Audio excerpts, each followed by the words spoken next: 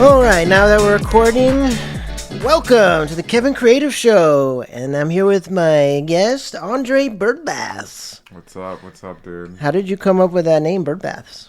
I just wanted something dumb, honestly. Oh, okay, fair enough. My old DJ name was Eddie Apparatus. Oh, I remember that. You remember that? Yeah. And no one could remember it. Like everyone was mispronouncing it. It just looked bad on social media too. Oh, okay. And then I wanted to switch up my style too, so I was like, what's like a DJ name? And I was thinking of all the big DJs like Skrillex and Diplo, like how stupid their names are. So I'm like, let me... How'd they come up with theirs? Do you know the story? Yeah, I do actually. Diplo, it's a dinosaur, a okay. or something. Yeah. You know? And it was like his favorite dinosaur when he was a kid or something. Okay. And then Skrillex is just like made up something. Just a weird dumb. word. Yeah, I don't know. So I was like, I want something dumb. Like at the end of the day, I think DJing is kind of dumb, like what you do. Yeah. So I try not to take it too seriously. Right. So, anyways, I was like, bird baths. That's memorable. People will remember. I don't know. So, we'll find out how it sounds. But... Yeah. So yeah, that's how I came up That's with cool, it. man. I've always been fascinated by music just because I don't understand it at all. Like, Yeah.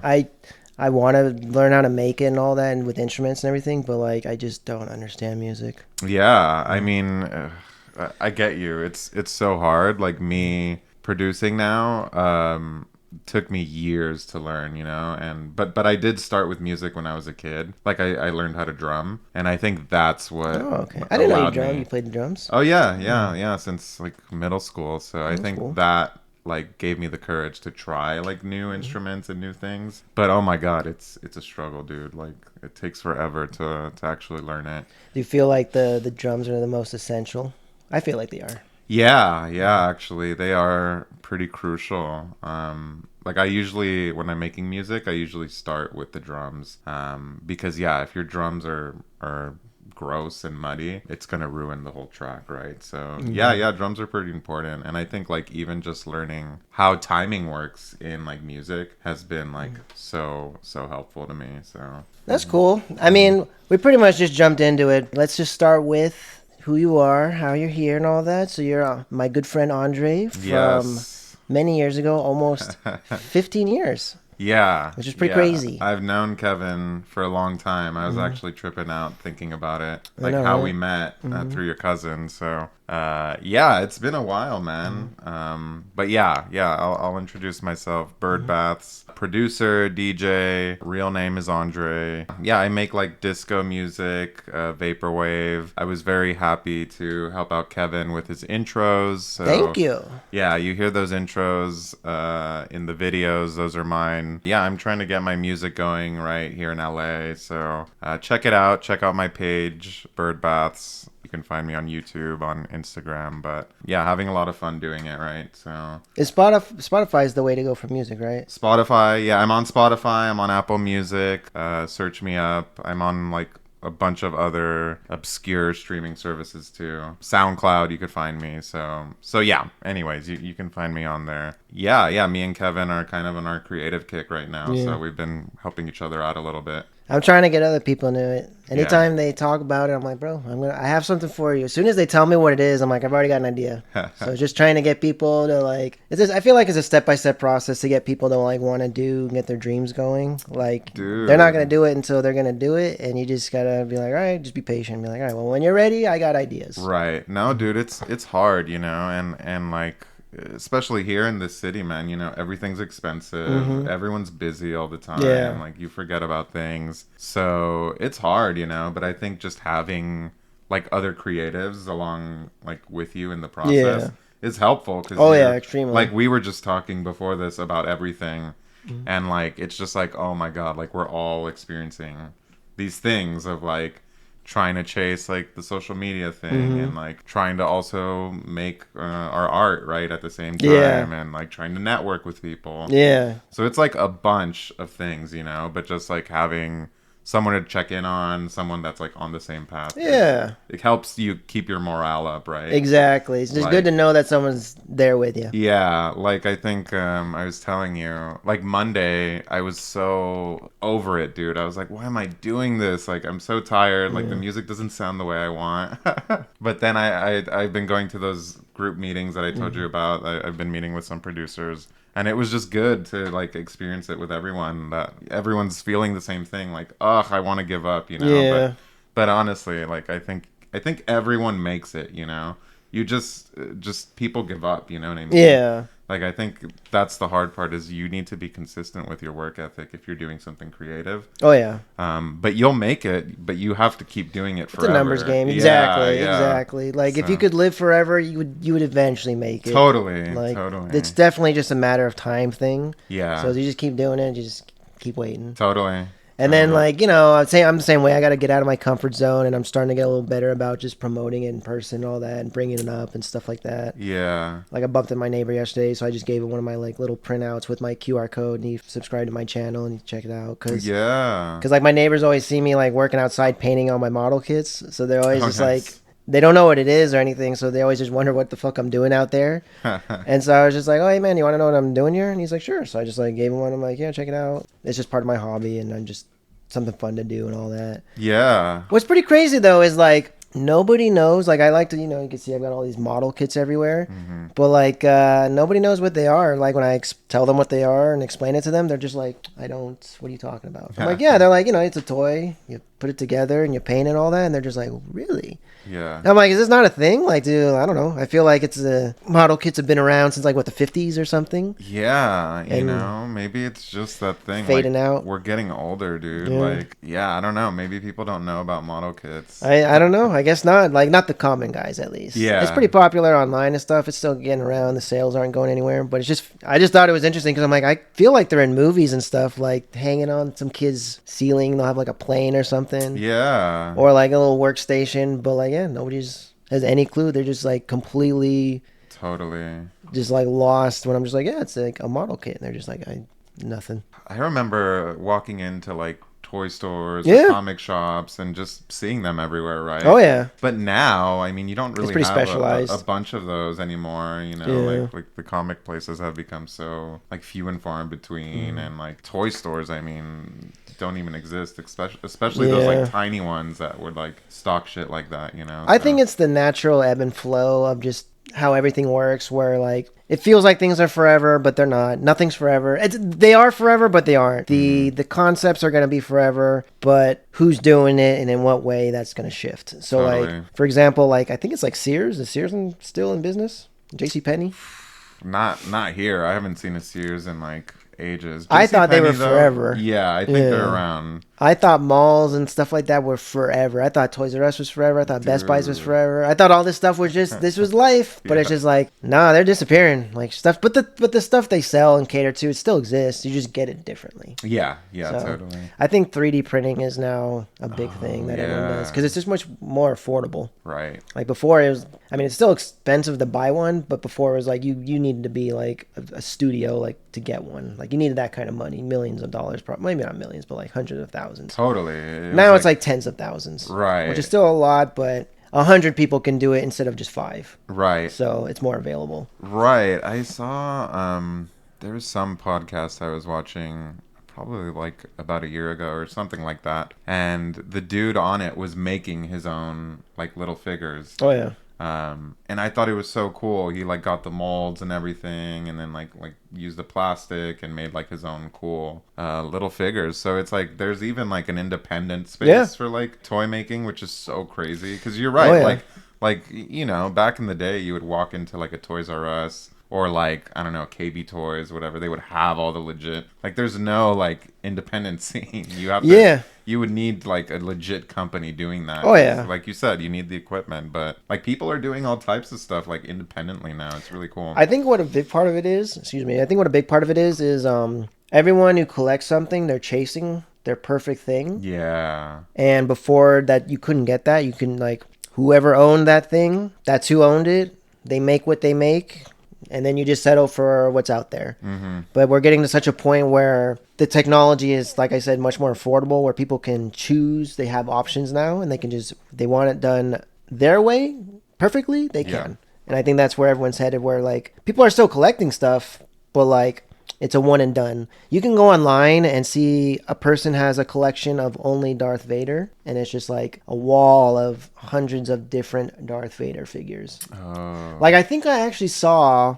I went to, this was a long time ago. I went to some panel at some show, and they were talking about that like there's Star Wars fans, but then there's like Luke Skywalker fans and like Darth Vader fans. So there's people who get like only that, but I feel like they're always, part of it is, yeah, they just like that character and they'll buy only that character. But I think part of it is they're chasing like the perfect version of that. Now that you could get that, I wonder if that type of collector would still exist. It's true. It's true. People kind of just collect characters. Yeah. There's going to be guys who are just all about one, Captain America or Superman and all that, and that's it. And that's kind of how I was. Like, I used to buy everything. Yeah. I remember you had, like, everything. I mean, even looking around in here, there's so much stuff. Dude, this is nothing compared to what I used to have. Really? Yeah. I mean, I will say part of it is just because I've transitioned, and, like, I used to have, like everything. Now, like, I sold off almost everything because I just wanted model kits, because I just, like I said, I got tired of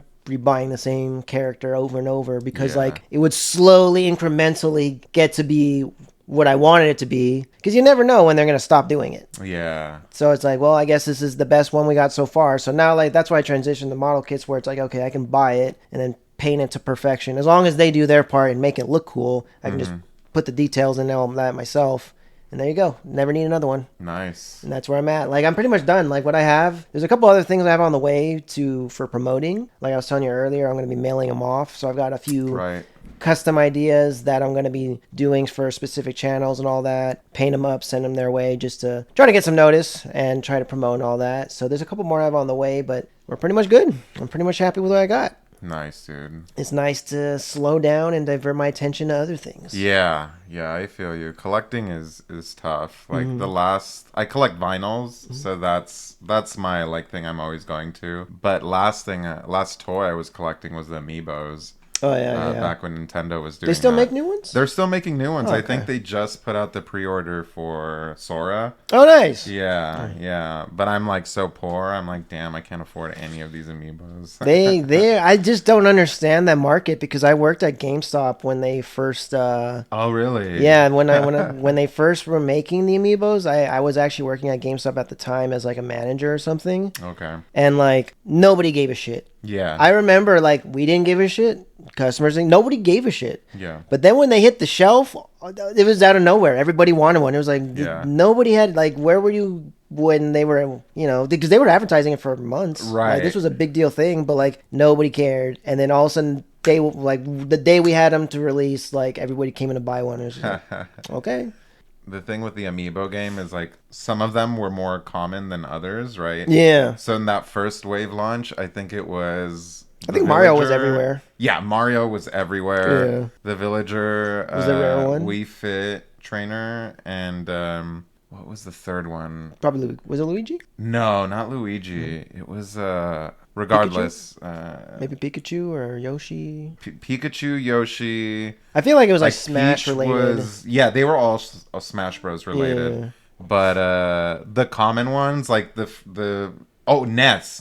Oh, okay. It was Ness. Wii Fit Trainer and the Villager. Those were the three rares? Those were like rare. So people were running from like GameStop to Toys R Us to everywhere trying to find those. People were paying like $100. Oh yeah, I remember. For one of them, yeah. So. We never had, like, I don't know. We had the basic ones. I never, like, I don't remember, like, cause like I said, I was like a manager. I don't remember us ever getting anything that anyone was ever like, oh, that's the one. Like, we always had like the basic. Oh yeah, exactly, exactly.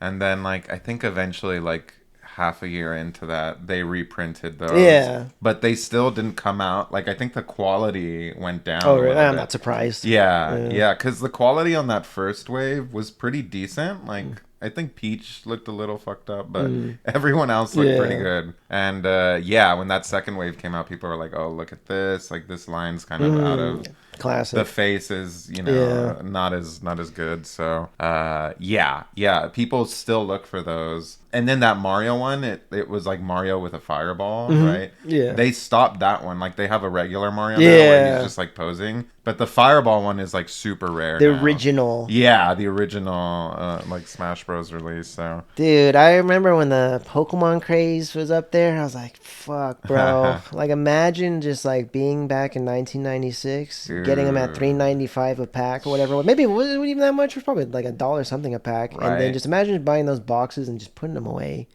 saving them. I told my dad that, and he's like, well, I tried to tell you. He was like, I was 4. What the fuck you gonna... This was on you. Don't blame me. Yeah. Like, I was like, do you think I had any concept of money or nothing? Right.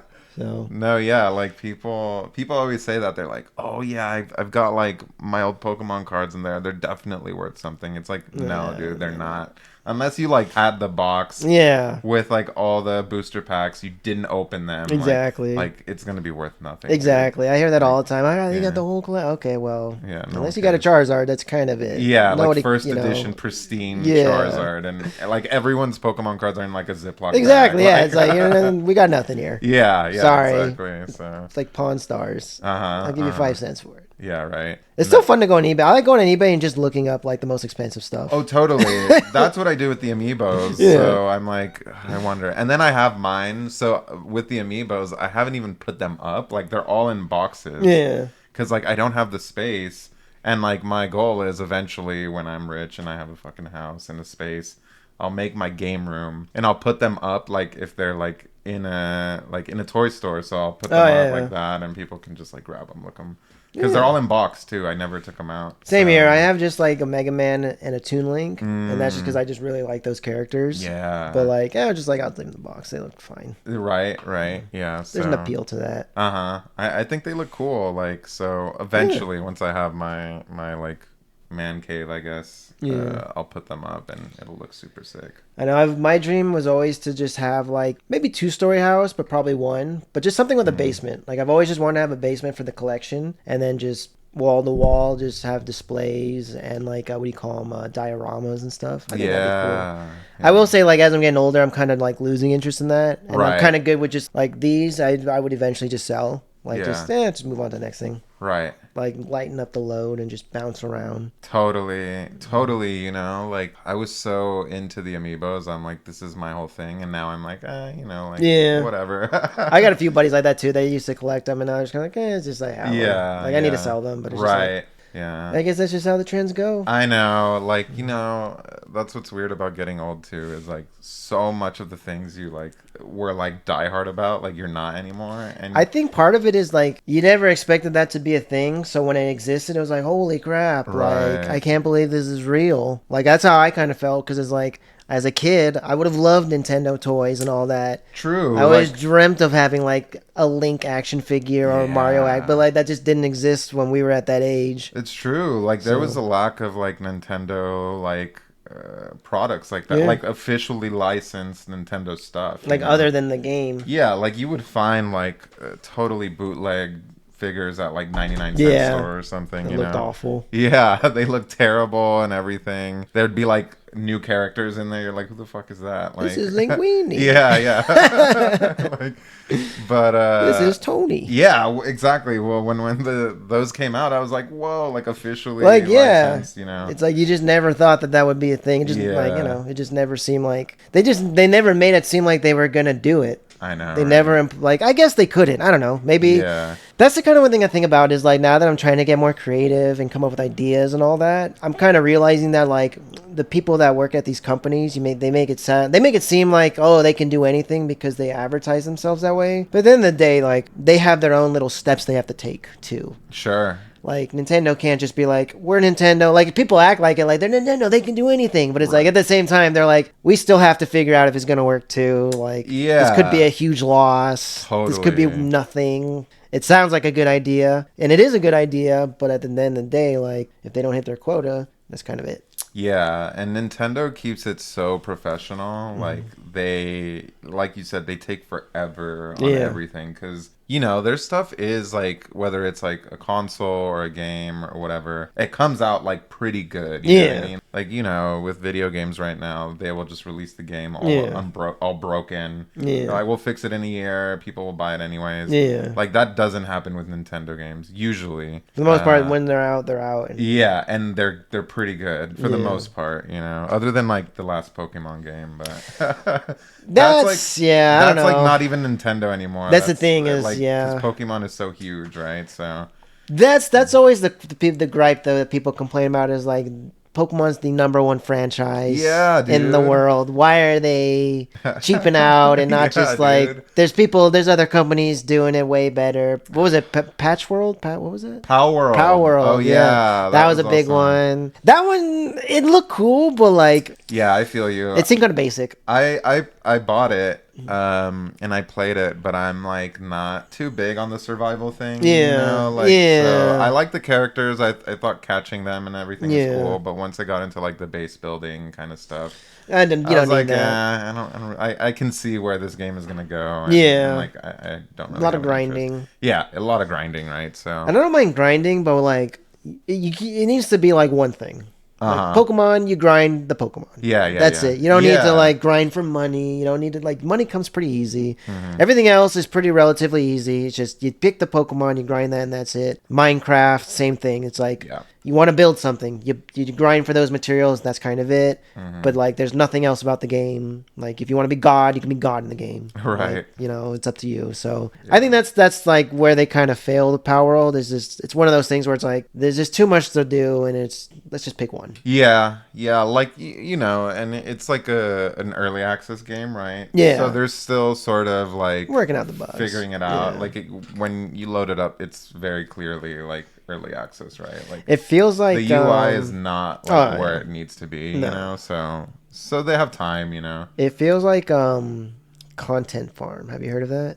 Do you know what that is? What's that one? I don't think it's a specific thing. I've never really looked into it. I've just heard about it. I don't think it's a specific thing. I think it's like a genre, like Content Farm. It's basically just like AI crap that like it's just all just randomly generated. Like, it just takes assets from everything, and then just makes whatever, and then like people just post that up as just garbage to watch to generate views and stuff like that. Oh, that could make sense, because if you notice, it like just takes all the elements from like different games, exactly, and like there's nothing really original about it, exactly. Like, you know. So I'm thinking like that's what it feels like. It feels like they just took stuff and they're just, I don't know, messing around. Totally. Who knows? Maybe they could. This team will grow on to do some cool stuff. Yeah. But for now, we'll see. Watch it. It'll become like #2 next to Pokemon. I would love to get both back into Pokemon. The problem is, Pokemon used to be cool. Yeah. Now it's cute. I'm just not interested in the cute.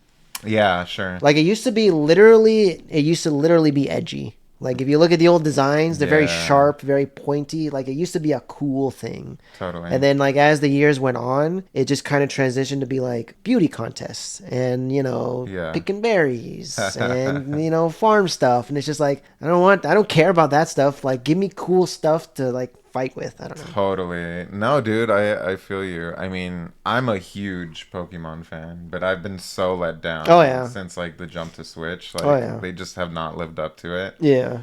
But even the 3DS, a lot of the newer Pokemon, like the legendaries, they're babies. Like, I'm like, what the hell? I want like a giant like tank of Mewtwo, like, Entei. Something badass. Air quality from LA or the pollen, but like it just gets my sinuses going these days. Dude, me too. Like I always have allergies. I take like allergy pills like every day now. So I used to never have them as growing up, but just all of a sudden these last couple of years, it's just been hitting me where like my sinuses just get all fuzzy just throughout the year. Yeah, same. I guess I'm just getting older. Yeah, dude. There's a lot of that. I'm getting older. Just having to accept it. Yeah, totally. I'm so just like, I don't know, man. People were hyping up getting older. They're like, dude, 50 is nothing anymore and all that. And it's true, but at the same time, it's like, well, you still have to slow down. Totally. I was just not ready to slow down yet. Yeah. But it's like, I could feel it. Oh, yeah. I'm not ready to slow down at all. I'm like, I'm always doing something, Yeah. but I'm tired. Yeah, Like, exactly. I That's get just it. so tired now. I'm like, ugh. I used to felt be I crazy. crashed at like 6 p.m. last night and like woke up at. I mean, I kept waking up and just going back to sleep, but like, yeah, 6 p.m. and that was it. Yeah. I got up probably. Well, I mean, I got up at 4, but It's a struggle, dude. You have to keep your energy up somehow. I That's think why I drink a lot of coffee. Got my coffee right here. I think 8 p.m. is like the latest for me now. Oh, really? I can force it if I need to stay out later for other stuff, but Uh, like I'm pretty much done at 8. Yeah, no, dude, it's rough. I get tired like that too, but now, like I'm doing the whole DJ thing and like trying to network. I'll go to like people's shows. Yeah. Those go till like Oh fucking my 4 god, a.m. dude! Like, I don't know how you do that stuff. dude, it's so hard. I'm so glad that like I'm just not. I'm choosing stuff that like I can just do throughout Yeah, the day. no, so that's hard. And like, I was like talking with a bunch of people, and they're like, showing up to someone's show is like a way to Of be course. remembered, you know what I Yeah. mean? Like, and a lot of us are starting out, so like, not a lot of people at the shows, right? But someone remembers when you show up for them. Exactly. So I'm trying to do that. But yeah, I'm like, what time's your set at? Oh, 3 a.m., so I'll be on at 3. I'm like, oh. It's like fucking 7 right now. I need to I figure it just out. sleep and then set the alarm. I don't know. And coffee, right? Coffee, So yeah. I'll have like an espresso at like 9 p.m. Jesus. Yeah, but it is what it is. Yeah, I mean, you gotta do what you gotta do. At the end of the day, dude, I do love that stuff. Yeah. I do like being in that space and that culture. Like that's why I got into it, right? So yeah, but again, right? Like when I was like 21, I'm like, yeah, I'll do that Yeah. like 5 days a week. I Yeah. can go out. Now I'm like, ugh, like after one night, I'm like, I might need like 2-3 days just to like sleep in and recover. My coworker, her daughter just went to her grad night, and Uh-huh. like it was like they went to Disneyland till like 4 in the morning, Dude, yo, yeah, those are crazy. and then she had like work at like I don't know 6 a.m. Oh. after, and she's like, I'll be fine, and it's like yeah, she will be, but it's just like that's still gonna suck, and like I couldn't do that anymore. Yeah, no, yeah. When I was working back in February, same thing. There was someone playing, and I was like, "Ugh, I should go see them. And it's my homie who helped me out a lot, so I'm like, I should totally go. So I went with my roommate. I had work the next day at 9 a.m. We got back home at like 5 a.m. and I was like, Brutal. all right, well, I'll sleep a little bit. Oh my God, like worst day of work ever. And like I said, I used to do this all the time. But now that I'm older, it's so brutal. And then I'm at work, and I had a bunch of interns. They're all coming up to me asking me questions. I have like the worst headache. Oh no, I'm like, oh God, please just let this be over. you just got 8 more hours. Yeah. But, There was one time Josh was throwing a party back when he lived at his parents' place. oh man, those parties, man. Those parties. Those were the best. Where I would wake up at like, all right, I got work at like Oh, 8 dude. a.m. now, and Same. I would leave from Josh's house to Yep. work.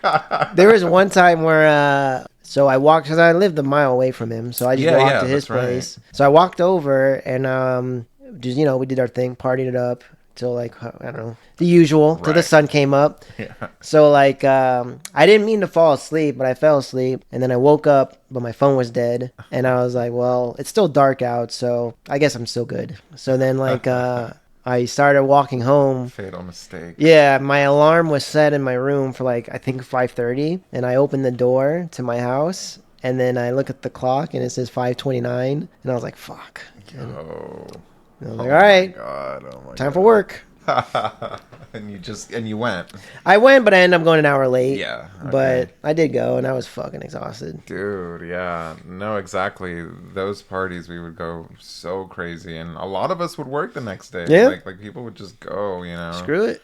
I remember I would work at a warehouse at the time, and all the way in Santa Clarita, Oh, and fuck. like Well, at least you're against traffic, I would think. against traffic, and it was like a Sunday. Yeah. because it was like a Saturday. Same here. Like I worked in like it was Oak Tree, but I'm trying to remember like where that city was. Like it's on the way to Santa Clarita. Yeah. So yeah, on a Sunday there wasn't traffic, but Yeah. I was so dead. And at the warehouse, it was like it wasn't directly like Amazon. It was like we would get contracts with Amazon, but it was that type of work where you're running around the warehouse, finding whatever it is for the order, and they're like on your ass. They're like keeping time on Really? you. They're Oh, like shit. super pressured on you. I always thought a warehouse job would be chill because it's like you don't deal with people. You just No, it's awful. Like you oh, deal with your okay. bosses who are dicks because they're like, they want to get all the orders out. I think they have quotas to True. meet. Right. So, and then sometimes like an order will come in. They're like, okay, we like it's like Friday afternoon. Like, usually you don't ship too much like over the weekend, right? But there's like the last shipment that comes on Friday that whoever comes to pick up, and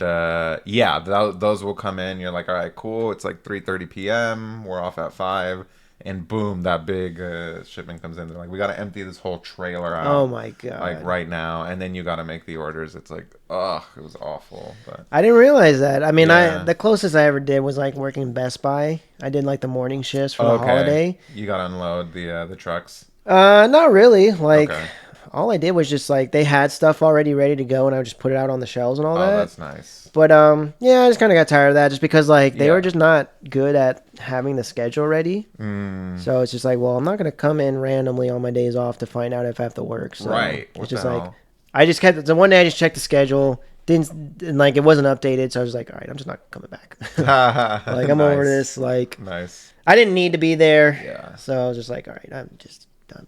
I don't even think they called me Yeah. to see where I was at. Yeah. They're like, whatever. Yeah. Plus, like one of my big pet peeves is like being late. Oh, okay. So like I don't care if other people are late. I just want to be on time. Yeah. Sure. And like the manager would show up late, and he has the keys to open up the place. And it's just like, all right, well, you're just fucking with me now, and that pisses me off. Yeah. So I was like, we're done. Like this place is like a shit show. Like, I don't need this. Bye. Yeah, that's frustrating. Yeah. Definitely when I have had to open like up an office or whatnot. Yeah, you get there a little bit earlier because like people are gonna be waiting out there. Exactly. Like right now, when I was just talking about that job with all the interns, like that's what sucked was I'd have to get there early, and then they would show up at the same time because their parents are like dropping them off like way earlier than needed and whatever. Gotta look good and all that. Yeah. So no, it's a grind, man. I when I think about the jobs like I worked like just like while I was in college, like oh my god, it was awful. I know, right? Like I just had like the not terrible jobs, but like just too demanding for what they're giving you. Totally. Like, they're just like they could be good jobs, but it's just like you're wanting too much for what you're paying. Totally. I mean, minimum was like $8 when I started working. Same here. Yeah. So and I know like even in other states, it's even lower than that, right? Oh yeah, like that's they crazy. would consider it pretty high at yeah. that time, like which was like what 12 years ago or something. But that's the thing is like I was looking at other people or other states' minimum wages now. And they're crazy low. I don't know what their lifestyle's like, but I'm just like, Jesus, like what? Dude. I guess they make it work. I don't know. Like, Right. I mean, I don't know how they make it work. Yeah. You got to hustle, right? Yeah, because it's just like, I think some of them were like $4 an hour and stuff like that. And it's just like, I don't, like, what do you do with this? Right. I'm assuming stuff is cheaper there. I don't know if a Ralph's here is cheaper or more expensive than a Ralph's there. I don't know. Yeah. Supposedly it's less expensive Yeah. outside of here, right? But I mean, like with those wages, like how much are you actually being able to save or use like for other things? I don't know. It's all fucked right now. Yeah, like, it's a mess. It's crazy. Yeah. I'm just glad I can pay my bills. Yeah. I know, right? I'm like struggling with paying my bills, but I'm like I've reached this point where I'm like. Money is money, right? Like it's gonna come. I'm gonna find a way to do it. I think before I was like, oh, money is like the end all kind of thing, or it was sort of my goal. Like I want to get to this like salary range, and that way I'll be able to sort of like manage everything else I want to do. And then I got there, and then I'm like, well, I'm still miserable, and I actually hate this now because I'm doing way more work. Like I had to like manage a bunch of people and do so much stuff that I don't even have time to actually live anymore. And use the money that I got. So it is what it is. Like money isn't a focus anymore. And I've been poor, dude. I've been so broke. Like in college, oh my god, I was like, there was one time at the end of the semester I didn't have enough money to like just survive. So I was like, all right, well, Costco for the next month. So I was eating Costco for like, not the next month, that's a little exaggerated, but like at least 2 weeks. Yeah. I was going like getting a hot dog, a pizza, chicken bake, trying to mix it up. So yeah, I'm like, oh, like I know how to survive on like little money already. So. I'm so glad. Well, I'm not so glad, but yeah, I am pretty glad that I didn't get into college, just because like, I don't know, the way things turned out, it seems like it didn't really do anything. Yeah, dude. I mean, college is... At least when it hurt. I don't know. I didn't get in. It's hit or miss, right? I mean, I think I'm thankful. Like, I was able to break into the industry. I did political science, right? So I was able to do work in my industry, which was cool. But yeah, at the end of the day, now I'm like so jaded from it, and I'm like, look, if I'm just honest with myself, I want to do music. Yeah. So I'm like, that's why I'm doing the switch, right? But yeah, I mean, if you're really dead set on what you want to do and you really love, like, I think it takes a really honest conversation with yourself. Like, am I gonna be okay doing this for the rest of my life, right? And I thought that with what I studied, but at the end of the day, you just need to be super honest with yourself. Oh yeah. 'Cause, yeah, I mean, even now, like, I thought I had it bad when I was in college. Because, it was like, oh, everyone was saying you're not going to find a job in your field. It's so expensive. Yeah. Dude, nowadays, I'm like, oh, my God. Like, if it was hard when I went, how much harder is it today with how expensive everything is? It's harder to find a job, but also, like, you don't even really need a degree for a lot of the jobs you don't. that they're trying to get. The degree I got, I didn't use any of that in what I was doing, professionally, and you learn so much on the job, and it's so different from learning in like a classroom. I mean, you learn so much more in the field when you're doing, hands-on stuff. So I feel like when it comes to hiring someone straight out of college, it's personality based. Yeah, totally. And then if it's like you're hiring somebody who just has experience, it's just like experience based. Oh, totally. Like, I think a lot of that, I learned a lot of that for sure, where it was like, oh, I just got to be cool. Yeah, like, exactly. Like, I got to be their friends. Yeah. Because, like, what I bring to the table is not much, honestly. Yeah, exactly. So, That's one thing I've learned is if you're just nice, people will let you slide with anything. Totally. Which is the problem because I'm not nice. So it's just like, I just have to work hard. So, yeah. There you go. What do you mean you're not nice? What do you do? I'm just not a people person. Like, you get, like, if you, like, that's the thing. You say, well, you don't get it because we're just hanging out. So it's fine. But then when it's just like you're forced into a situation where someone's being an asshole to you, it's like, well, I'm going to get fucking mad. Yeah, dude. And then it's just like, well, they don't want you to get mad. Well, yeah. Like, I'll tell you. I hate that. That's what I'm saying. Like, when I'm just hanging out with people and we're just doing our thing, like, yeah, I'm fine. But then it's just, when I got to deal with people and they're getting mad, I'm going to get mad. Yeah. No, biting your tongue and all of that is, like, part of, like, exactly. being part of, like, this workforce or this corporate workforce or whatever you want to call it. I'm just not good with that. But yeah, I am pretty good with that. But most recently, I started clapping back on people. Because I'm tired. I'm like, whatever. That's what I'm saying. Like, you put up with a lot of shit. Yeah. Like, at this last job, this lady wrote an article about us, like, criticizing us. And I straight up, like, texted her, like, what the hell's your problem? Like, we were so nice to you and all of this. And I'm not working right now, so I'm like, whatever. Like, what's she going to do? Call my boss or whatever? Like, the job we were doing is over. So it's fucked up. I mean, like, we all work so hard, and then you still have these people with attitudes and whatnot. I mean, yeah, it's messed up. There's so much entitlement. Yeah, because, like, I'll deal with, like, 100 people, and 99 of them is perfectly fine. Yeah. But, like, one of them is going to be a dick, and it's all right, well, bye. Yeah. Like, I'm not going to deal with that. I got 99 other people who are perfectly happy. I'll deal with them. Respect. That's kind of how I look at it. It's just, like, we deal, like, I don't know about anyone else, but at my job, I got to deal with a lot. Yeah. And a lot of people. So if I'm going to deal with all these people, I'm just going to pick the ones that are nice. Yeah. And then the rest of them are going to leave. Totally. And that's where I'm at. A lot of it is messaging. So I was like, okay, well, if you're going to give me a douchey message, bye. That message is gone. Like, I don't need that. Damn. Like, I got 1,000 other people that need something. Bye. Like, that's just kind of how I'm doing it now. Dang. I'm sure your boss loves that. Oh, my God. I'm his biggest fan. No, I mean, we fight and all that, but...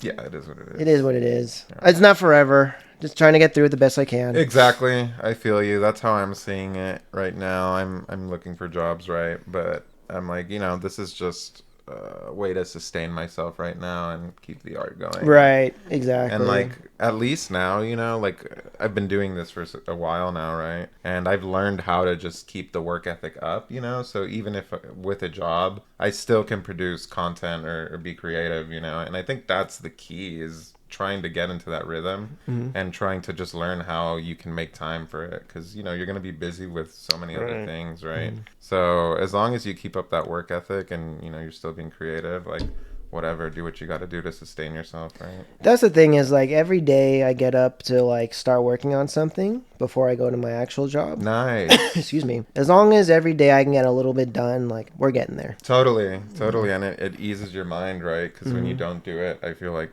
or at least I'll speak for myself, I go crazy. No, I'm the same way. Oh, I didn't do it today, man. Dang it. Yeah. If I at least do an hour, like yesterday, I didn't get a lot of time to do music, but I spent an hour. I made something new, just like a quick little melody, and that put me at ease. I'm like, okay, I at least have something that I can go back and work to. Yeah. I did an hour of music, right? For me, it's like every now and then I want to play a video game. Yeah. Oh, video games is hard, dude, because I love video games. I'm working it back in. Like I'm the same way. Like that's part of the reason why on my channel I'm doing Let's Plays. It's just like it gives me an excuse to play. Totally. So it's just like it's content for the channel that's easy to put out, and it gives me like an excuse to set time aside to do it. And you have fun with it. And I have fun with it, yeah. So like if I just like lately there's been this game like Wizards of Legend or something that like it's just what do you call it? One of those roguelike games that has no real story. You just you do it until you die, and then you reset, and then you do it until you die, you know. Love those. So like you don't have to think, basically. I could just veg out and like not have to think about anything, and it's just you go until you die. Totally. And so like sometimes I'll want to play, and I'm just like, all right, let me do this first, and then I'll play. Yeah. And then, you know, I just kind of switch back and forth. But that's part of the reason why I'm doing my channel the way it is, where there's a lot of diversity. So that way I don't get stuck in a rut where it's like, okay, if I don't feel like working on a model kit, I'll play a game. If I don't feel like playing a game, I'll edit a video. If I don't feel like editing a video, I'll work on a thumbnail, and like I'll kind of just bounce around. Nice. So I'm keeping the flow going by just trying to keep it as diverse as possible. Totally. I mean, look, you have to have fun with it, right? Oh yeah. We do it so much. Like, if you're not having fun, why are you doing it? What's the point? Yeah. Why am I gonna bother? Back when what was this, like 2022, when I first released my music, I was trying to be more of like this genre called tech house, which is like the most popular sort of like EDM, I would say right now. Not the most popular, but one of the most populars. I was trying to do that, and I liked it, and I had some success. And also, like, I know a lot of people in that space, so I can get a lot of help. Yeah. But I just was like, it's like, this is not me, you know. I'm like not having fun making this type of music. That's when I switched to the more like disco house kind of style that I make now. And I was like, okay, this is fun to me, you know. Like I'm actually smiling or laughing while I'm making it. And you know, that's you have to love it. Like you have to like what you're making. Otherwise, yeah, it just doesn't work if you're just gonna try to fit into like a niche or try to like cater to. It has to come from you, you know. It was funny because there was a couple of songs that I was gonna ask you to produce, but I was like, you know what? This is not his style. There's no point. Sure. Like there's no point. Like it's not gonna be good because you don't want to do it. Sure. Now, I mean, like, don't get me wrong. I still would love to try that out. Like, I love to experiment, right? And let's talk about it. Maybe you can send me one and I can listen to it. Well, it wasn't anything specific. I was just thinking, like, you know, holiday stuff. Oh, yeah, sure. You know, holiday theme stuff for like a Halloween or like a Christmas. Totally. Just like the same thing you're doing, just add in those inflections. But I was like, I don't know if it's going to translate. I don't, like, you know. I'm down to try, dude. Let's talk about it, and I can give it a shot. If you've got the free time. It's good to like practice too, you know. That's true. Yeah, but I'd love to try that. Let's figure out some Halloween or Christmas tracks. Yeah, because like I made a couple of thumbnails for like just the holidays, just to mess around. There is a song I made that I didn't release, but it has like a jingle, kind of like a jingle bells kind of bell sound. But I didn't release this because I'm like, this sounds like Christmas. Like it straight up sounds like Christmas. So hey, we should. People give it a like shot. holiday specials. yeah. People. I love holiday specials, so you can always just save it. Totally. I've got tons of stuff saved that are just for specific occasions and all that. Yeah. Like I've got tons of backup stuff. Just, you know, you never know when you might need it. Oh, totally. I actually came up with a really fucked up idea. I'm totally gonna do it, but I'm like, I'm nobody right now, so it doesn't matter. Yeah. But like, I'm sure one day people will find this as a reason to complain. But like, Oh, no. so do you watch Rick and Morty? Mm-hmm. So do you remember his like teacher, the Mr. Goldenfold? He's like the guy that go into his dreams. I don't know. Honestly, I watched Rick and Morty like when I was like such a pothead, and all the episodes just meld into one long like thing. Well, he has this teacher who's just like he's in a couple episodes. He's just this fucking weird guy, just like just a super weird, just like dude, and he just kind of looks like your typical like '80s middle-aged black guy. Okay.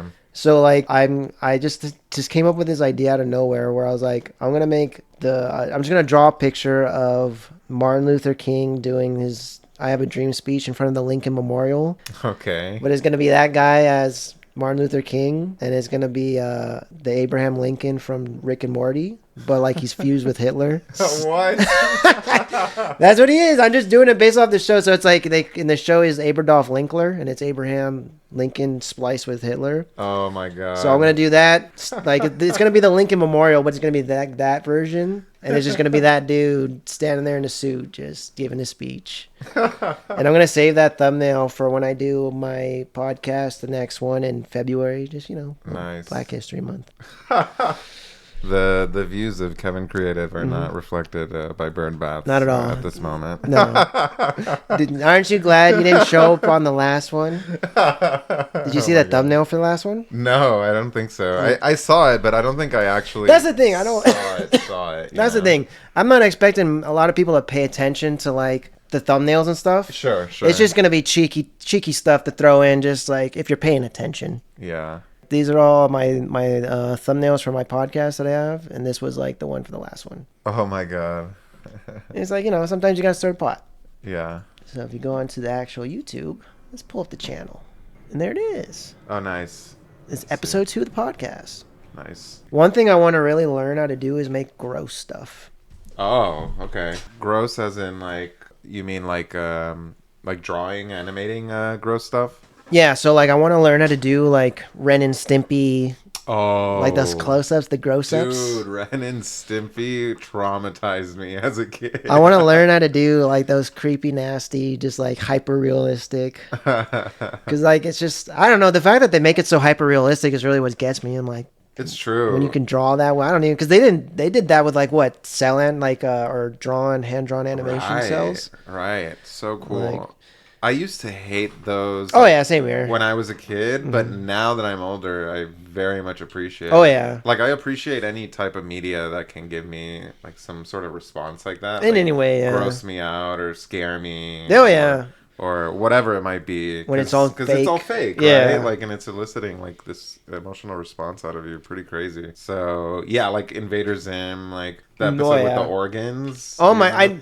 There's a couple of organ ones. There's like the one where he's like fat, right? Yeah, eating people's organs, replacing them with like appliances and shit. And then he has like shit coming out of his mouth. Yeah, as a kid, I felt like puking. It was so nasty. But now I'm like, whoa.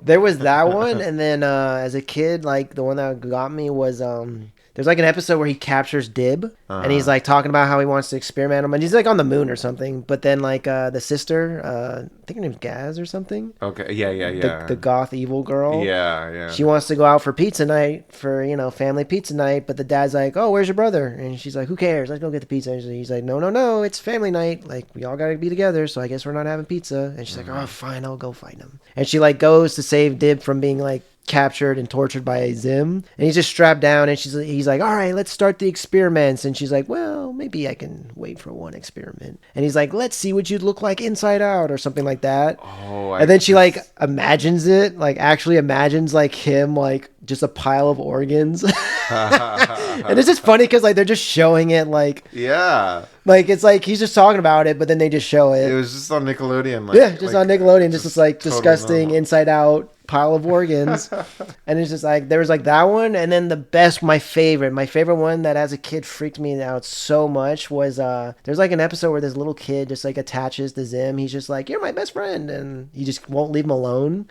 So finally Zim like comes up with this idea. He's like, "Here's a present for you." He's like, "Oh, my best friend Zim got me a present. He opens it up, and then like it's so cool. The camera pans up, and you just see the shadows. So I remember this. Yeah, one. and he opens up it the present. It scared me so bad. And you just see like the claw tentacles just like rip his eyeballs out. The kid's just screaming, and it's just like, yep, this is Nickelodeon. Yeah, it's just funny because like when you look into like the creator of that show and all that, it's just like, how did this come to be from like, Nickelodeon? Like how did this get greenlit? Like, yeah, because like he didn't come to Nickelodeon. I think they went to him. Oh really? I'm pretty sure. I could be wrong, but I'm pretty sure Nickelodeon like approached him, was like, hey, do you want to make a cartoon? And I could be wrong. Maybe he did submit something, but that's how I remember it. I was just, all right. They've had a couple of weird ones. There was that, and then there was like it wasn't a full-on show. It was like little shorts where it was like a girl and a boy twins in like striped pajamas, and they kind of remind me of like the Addams Family, like Pugsley and Wednesday. Oh yeah. But they were like little shorts in between like, I guess, shows or something. But yeah, they've done a creepy stuff every now and then. I guess Rocko's Modern Life, that's kind of weird. Kinda. Yeah. I love all those. The like, nipple guy was like to shoot his nipples out. The Choky Chicken. The Choky, yeah, exactly. The restaurant where they eat.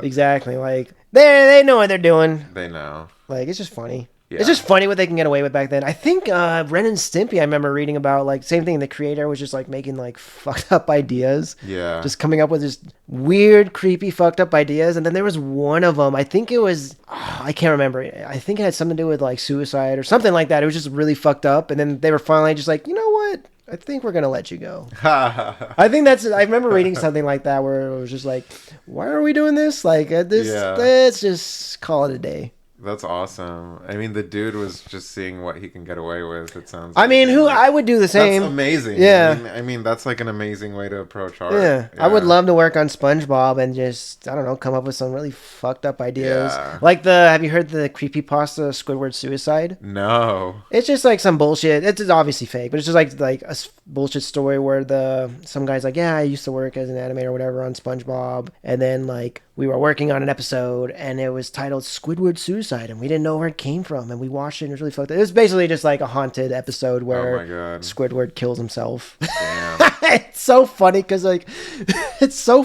visuals and descriptions where it's like at the end it's like he took the shotgun and put it in his mouth. And it's just like the dumbest shit. It just from SpongeBob. It's just funny because it's like of all things. Dude, I want to see this. I want to watch this episode. I know, right? Like I want to see them put let's see it. I want to see the Squidward suicide episode. Yeah. To this day, I think like one of the funniest SpongeBob episodes for me is just the April Fool's one. Like April Fool's one, where like Squidward plays a prank and he's like what is it? SpongeBob's legs get caught on something. He gets like, hit with a sandbag, like goo and like feathers or whatever. And then he's just like a little sardine or tuna thing. That was always funny to me. So I'm like, go a little harder. Maybe some Squidward suicide, you know? I wonder if I'm probably going to have to censor all this out. Maybe. Because I don't think you just... I don't know. Maybe I'll just leave it. I'll just... Fuck it. Who cares? I'll just leave it. Yeah. No one's going to give a shit. You do you. I mean, and then I can... I'm not making money off this. Who cares? What else you got going on? What do you got for this week? What's the plan? Oh, good question. Yeah, I'm going to be... So this week, obviously still trying to make music. But I'm going to be recording a DJ set. Okay. So, yeah. So, I kind of want to make, like, a showcase to show, like, bookers and people who are interested, sort of like how I DJ, right? Because I don't think there's, like, a lot of footage on that. Mm-hmm. But I'm, like, very solid on my DJing. Like, I used to DJ at clubs and bars. Okay, that's cool. Yeah, so I've got that down, you know? So I just want to show people, like, look, I can do this, and I'm good at it, right? So could you do, like, can you go live on Instagram? I can, but honestly, I don't think many people are going to watch. I'm probably going to get under, like, 10 viewers. So it's probably not worth it. Right. I do want to start doing that on TikTok. You need 1,000 followers, though. You need 1,000. That's the thing. Yeah. So I was like, oh, cool. I should do it on TikTok. And everyone, like people I know who have done it, like get tons of viewers. And it's a good way to get it out there. But yeah, you need the 1,000 followers. How do they do that? Because like, there's some people who go live doing nothing, and I'm Yeah. like, what did you produce to gain this following to do this live? Right. Yeah, no, like I don't know. Like people just follow other people on TikTok even if they don't care. Do Like anything. yeah, or if they saw one thing of them. Yeah, Like I guess that's true. yeah, so I know people who have done the TikTok lives and have gotten like so much engagement, so many followers from it. I'm pretty So- sure there's a girl around the corner that does that. She does something. 'Cause, Oh, like, yeah. every now and then I'll take a walk and like I'll hear music coming from somewhere, and I'll look upstairs and I could tell like she's got like her ring lights. Yeah. And she got like a DJ set up. Oh, okay. Like I can see it off of her, and she's like just on her balcony with like her back to the street. Nice. And so like yeah, and she just like has her phone on her ring thing, and she's just doing She's something just on doing her. it. Yeah. DJ That's table. awesome. Yeah, no, exactly. Like that'd be fun, you know. I would love to do that like We'll just make 99. We'll make 1,000 accounts, and then and follow me. and follow you, and then that way you can just start doing the live. I'm down. You have time, right? Yeah, we could probably just hire them out of China. We'll get those Chinese bot accounts. Yeah. There you go. I'm sure I could find some website where I could just buy them. Totally. Dude, I was so close to doing that. I probably shouldn't admit this, but whatever. Who cares? Yeah. But I was so close to buying followers. I thought about it, but I'm like, what's the point? Because then There's no point if because you can't produce, if it's not good enough to get them, then well, I looked it up and like people who have done it, like apparently they start getting because a lot of the bots, I guess, I don't know, they'll just comment random shit. oh yeah. And it'll throw your algorithm off or something. I'm and- sure. And you'll start getting It's always, like, marketed political. Towards yeah. Apparently, it's always politics. It's like Trump this or Biden. And it that, has and, like, nothing to do with nothing anything. to do with like what you're doing. So Thanks, Biden. I've heard. Yeah. Thanks, Biden. Thanks, Obama. Messing up the algorithm. but yeah, like I was so close, and that's my roommate. He does a little bit of marketing, a little bit of social media. He's like, do not do that. It's like gonna ruin your thing, you You're know. just gonna get trashed. Yeah, you're just gonna get trashed. It's so not worth it. Because I've come across so many of those accounts where it's like they have thousands of followers and they have all these, they have all this stuff going for them, but they're not memorable. Yeah. Like I'm never gonna think about them ever again. I just No. scroll past them and they're gone. Totally, and what totally convinced me was like a couple weeks ago, I went to someone I know, their show in Hollywood. They have 6,000 followers. So I'm like, okay, and it's small venue, like maybe fits there like you go. 50, 60 people. So not hard to fill, I guess, if you have like that many followers. No one was there. Like no, absolutely no one. Like it was me and my two other friends and there was nobody there. And I was like, how do you like not, you have 6,000 followers. How do you not bring at least 5 people or 4 or 3 even, you know? Yeah. Like how is it just us? I mean, to be fair, 6,000 people that's a lot of people, but like maybe they're in Ohio, Wisconsin, Sure. Japan. No, but what happened? I checked their page and it was all those bots, right? Yeah. So, like at the end of the day, when it comes to like doing those types of things, like real life things, I mean, no one's gonna buy your bullshit. Exactly. That's Like, why it's like you just gotta. It's all gonna show. Like You just gotta do it. yeah, you gotta do it organically. I guess naturally. it's useful if you don't care about Yeah. the work and you're just in it for like the money. Totally. Like if you just want to, like for example, me and my coworker, like we actually came up with the idea. We're like, why don't we just get a drone, fly it over the coast, take that footage, and then just make like for example, we put on YouTube at work on the TVs we have, and we just put looping footage of like whatever, like some beautiful, like we just type in a country, looping footage of Japan, and it just like, Nice. and it's like, why don't we just make footage of like the coast and then make a YouTube channel. And then we'll just do that. We'll put that on play all day at work. oh yeah. And then other people would too. Like same thing. It's just like we need something in the background on the TV. Yeah. And it's just like those are what those channels are. They just have looping footage of different places to like generate clicks and views and all that, and they make money. Totally. Yeah, Yeah. totally. I've been hearing about that more now, especially with like AI. Like people will just take whatever's popular on like another page, upload it to YouTube, have like AI write a little script, and then boom, you have like a video and people are engaging with it and everything. So But like I said, that's just like to make money. it's just to make money. I Like, wouldn't you like don't care about you don't the care. craft. Yeah. It sounds, Nobody else is gonna. They're not gonna remember it. Totally. Yeah. That's not why I do it for sure. Yeah. I don't care if like you know people are like watching it or whatever it might be. Like I do it because it's for me at the end of the day, right? Well, I do it for me, but like I definitely do want other people to like acknowledge it. Yeah. But like I said, like I want them to acknowledge it because it's good, not because Yeah, you're right.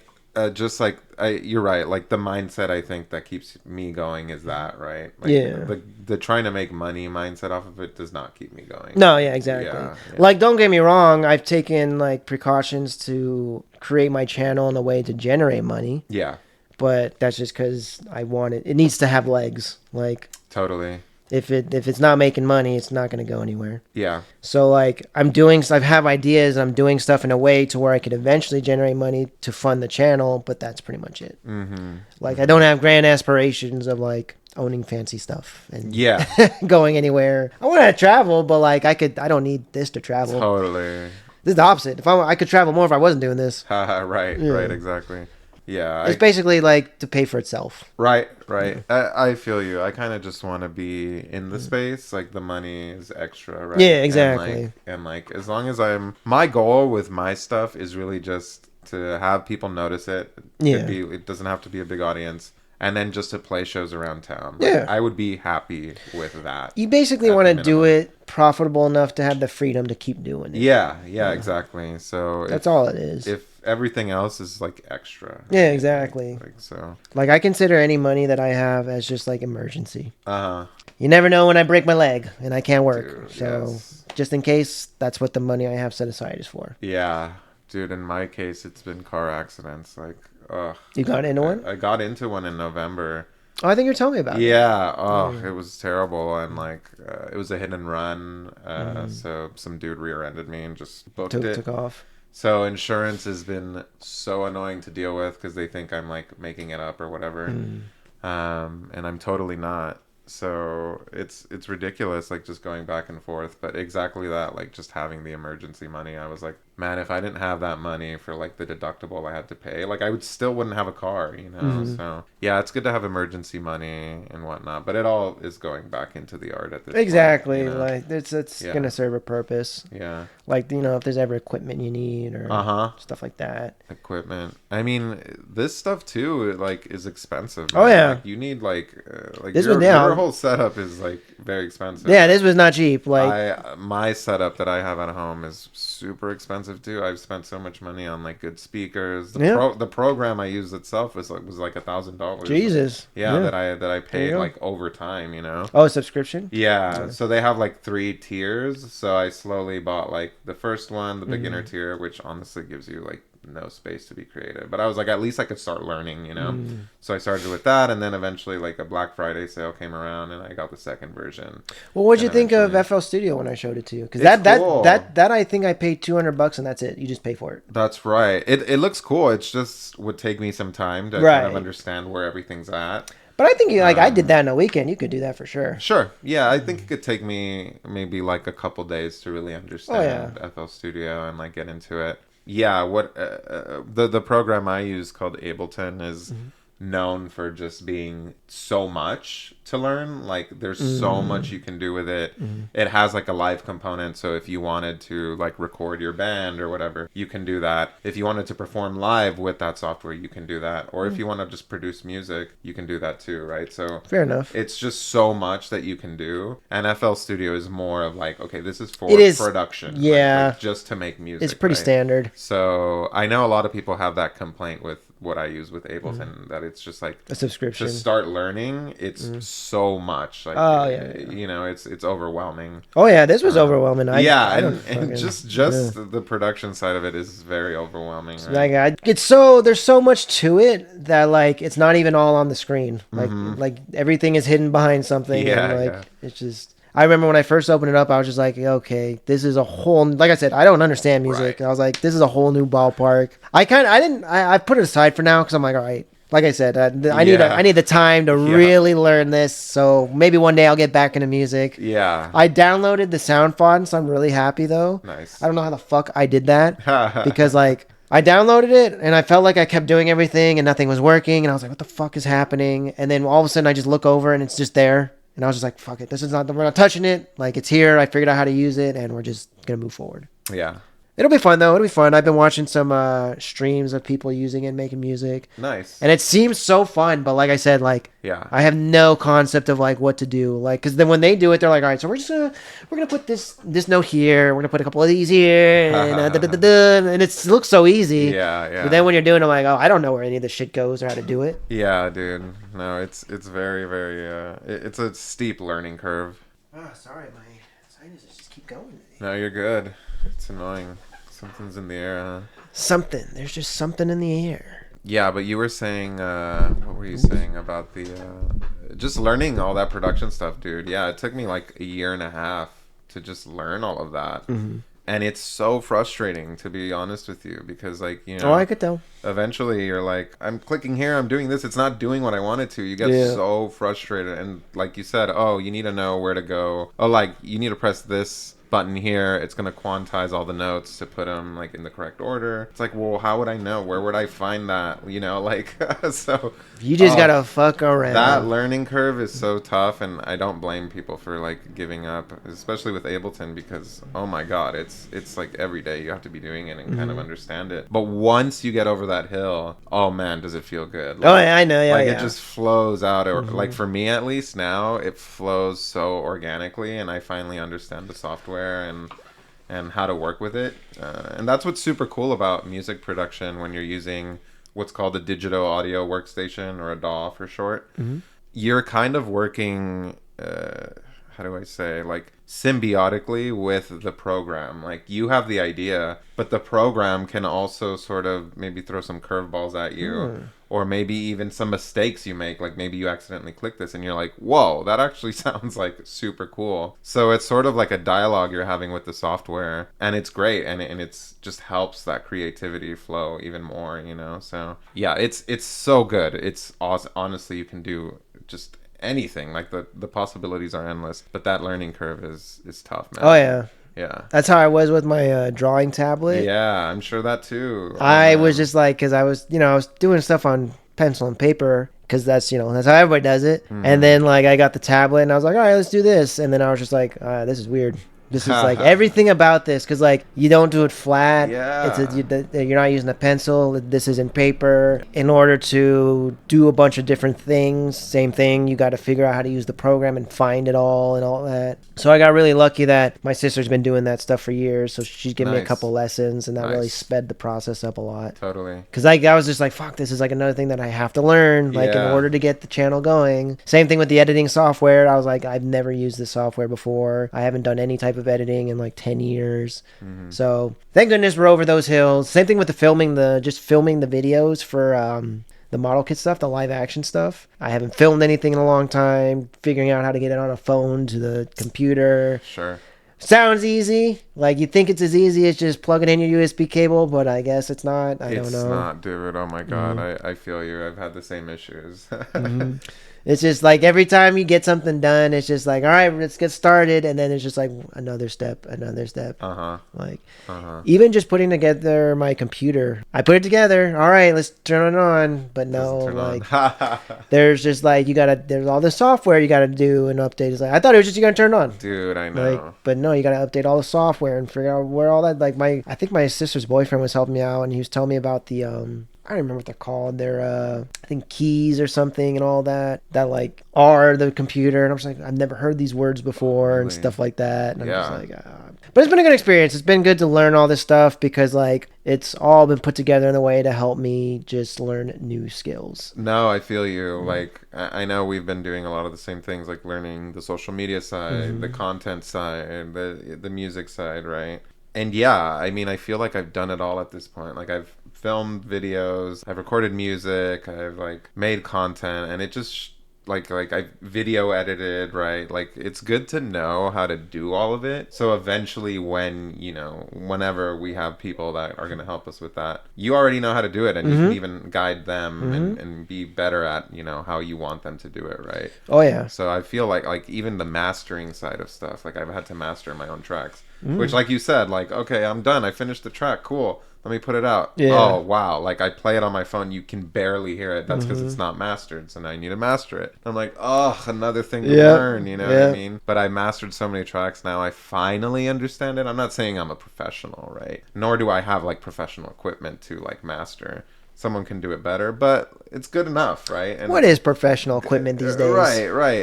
And like I was saying, good enough is good, right? Mm-hmm. Like perfect is really hard to achieve. No one creates something perfect and is like, oh, it's perfect. People call it perfect when it's out. You know what I mean? People call it perfect because they don't know the behind the scenes. They don't know. Yeah, they don't know. It's so true. They don't know. Like when Christopher Nolan, people talk about his Batman trilogy like it's perfect. I love it. Yeah. I bet you Christopher Nolan probably doesn't. Right. Yeah. I'm sure he'll have so many criticisms. Yeah. We could have done this. We could have done Yeah. that. I Right. wanted to do this, and it came out like this. Exactly. You know. So, like I said, like no one makes something perfect thinking Yeah. quote unquote perfect. Like Yeah. nothing's perfect, right? So good enough is good, right? So And that's a universal sentiment. yeah. Like it doesn't matter what you're doing, good enough. Fuck it. We're just trying to get to the end of the day. Totally. And then you put it out, and people are like, "Oh, it's perfect." Yeah, exactly. Right? Cool. I didn't think so, but all right. Yeah. I guess that's where we're at. Yeah. So it's a process, right? That's how it goes. I mean, but it feels good. It feels good because I don't know. In the beginning, it was just kind of like, I guess I'll do this. But after doing it all, you kind of get an appreciation for like, okay, this was actually way harder than I thought, and I was still able to do it. Mm-hmm. So I definitely feel good about being able to like put out my work, and then not that like nobody else could do it, but like if you want to do what I'm doing, even what I'm doing is not that special, it still takes so much work. Yeah. Oh, So, yeah, it's a grind. It definitely, it's a grind, and it feels good to like put it out there and know that there was just, even though it's not, you don't see it, there was just so much involved. Totally. It feels so good, you know? And I think like part of me also diving into like more creative endeavors was just like I was getting so anxious in like 2019, and I was like, where's this coming from? Like I've never had anxiety before, and I was like just going a little crazy, just like doing nothing or whatever. So I was like, let me make music, and that has like completely like killed my anxiety. Oh, I yeah. don't want to say killed, but it's lowered it to like such a manageable amount because I'm doing something like creative. I'm working towards something, and You got a reason to like get through the day now. yeah, literally. Yeah. And maybe it's Something to dark. look forward to. Yeah, literally. Like it's a little dark to say, but sometimes It's like just what it that's is. just not there. You know what I Yeah. mean? And so at least this, you know, and then you know when people hear it and they like it, that's even better. You Oh know? yeah. So Every day, like I said, when I just get through the weekend and I come back to my regular job on Monday and I tell my coworkers what I did this weekend, like it feels good. yeah, I got this done, I got that done, and I got that done. So feels like I got something done. Whereas Yeah. before, it's just like, what'd you do this weekend? Nothing. right. And that's rough. Yeah. Like question for you: are you like more creative? You think in like the mornings, or are you like a night? No, definitely mornings. Mornings, yeah. Yeah, I like to get up early and then just like during the week, because I have my regular job starting at 8, between 4 and like 7:30. Right, Like I'll just get something done. Yeah. But like on a weekend, like I'll typically still get up at 4. I like just getting up early. Oh, nice. Get relax, kind of that's my relaxing time between like 4, 5, 4, 6, and then around 6 I kind of just start either drawing something, editing something, working on a model kit, painting, doing something. So yeah, I'm more of a Sick. morning, and then throughout the day I kind of like slow down. Yeah, sick. No, I only asked because I this week started producing in the morning, and I found like my creativity is so much higher. Oh, I yeah. feel like I don't know what it is, but I do it at night, but I feel like I go a little slower when I'm. Same here. Yeah. I just don't have the energy to like come up Yeah. with something. Yeah.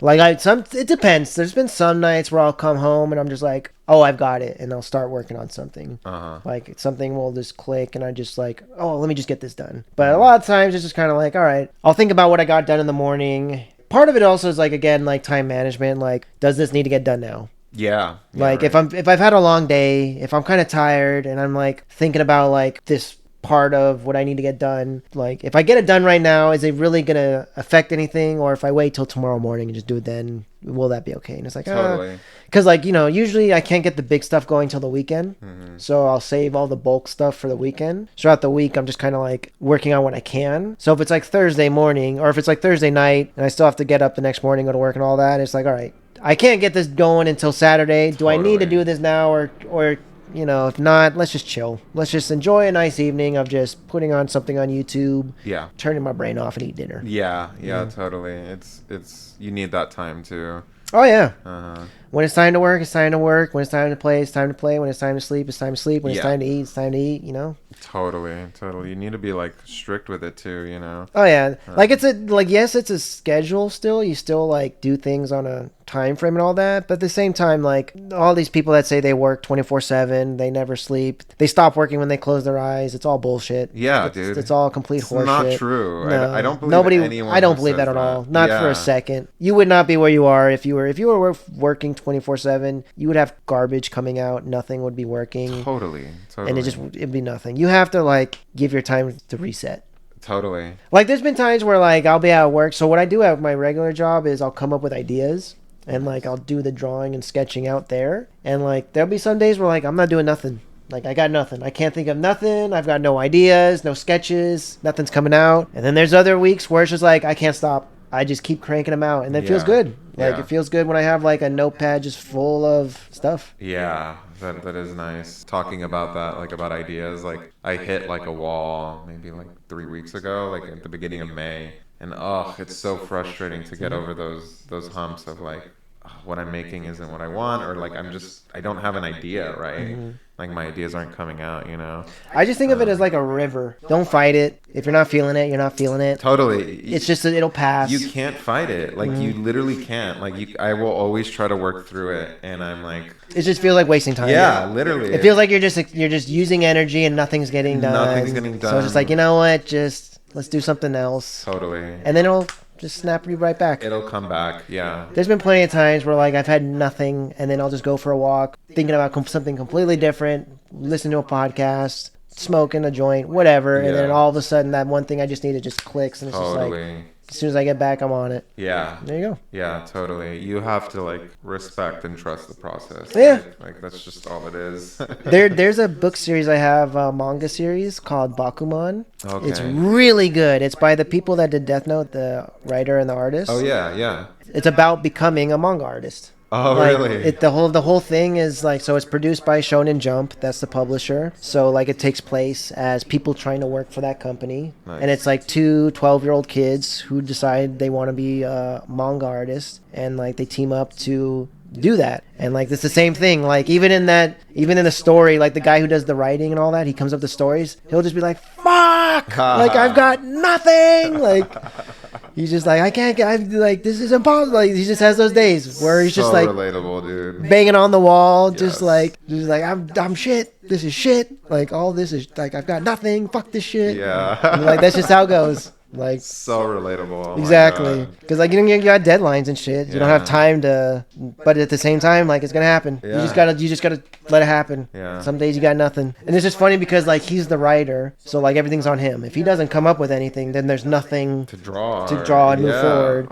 There's one part later in the series where the artist, he decides he wants to make his own story as his own thing without the other guy, just to like try it. So he's trying to come up with stuff, and like his crew, him and the crew, like his staff and the other guy, they're all having their own conversation about something else. And then all of a sudden, him in the background, he just blows up like, I can't do this, like fuck, because he's like never written a story, he just draws them. He's like, I can't fucking do this. And then the buddy who's the writer, he's just like, dude, let it out. Like, just go for it. Just I do this all the time. Just let it out. And it's just so funny. It's tough. It's tough, man. Yeah. Growing up, I always wanted to be in the creative field, but I was always nervous about it because it's just not stable. Same.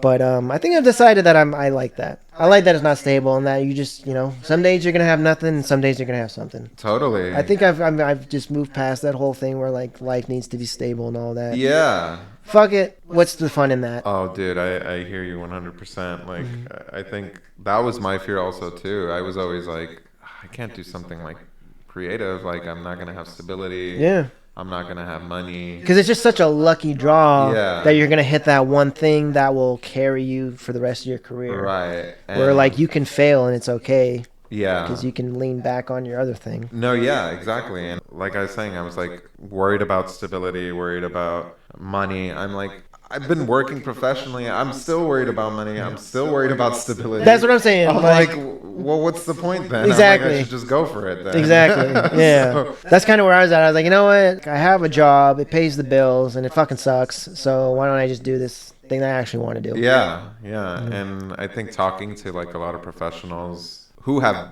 maybe not made it but are sustaining themselves with their art is like, the competition is not out there. The competition is in here. It's literally just your head and your work ethic, you know? Like if you don't have the work ethic to keep pumping out, you know, your stuff, your art, it's just not going to work, you know? And like it's all on you. Yeah, it's all on you. And Which I is appreciate fine. that. Yeah.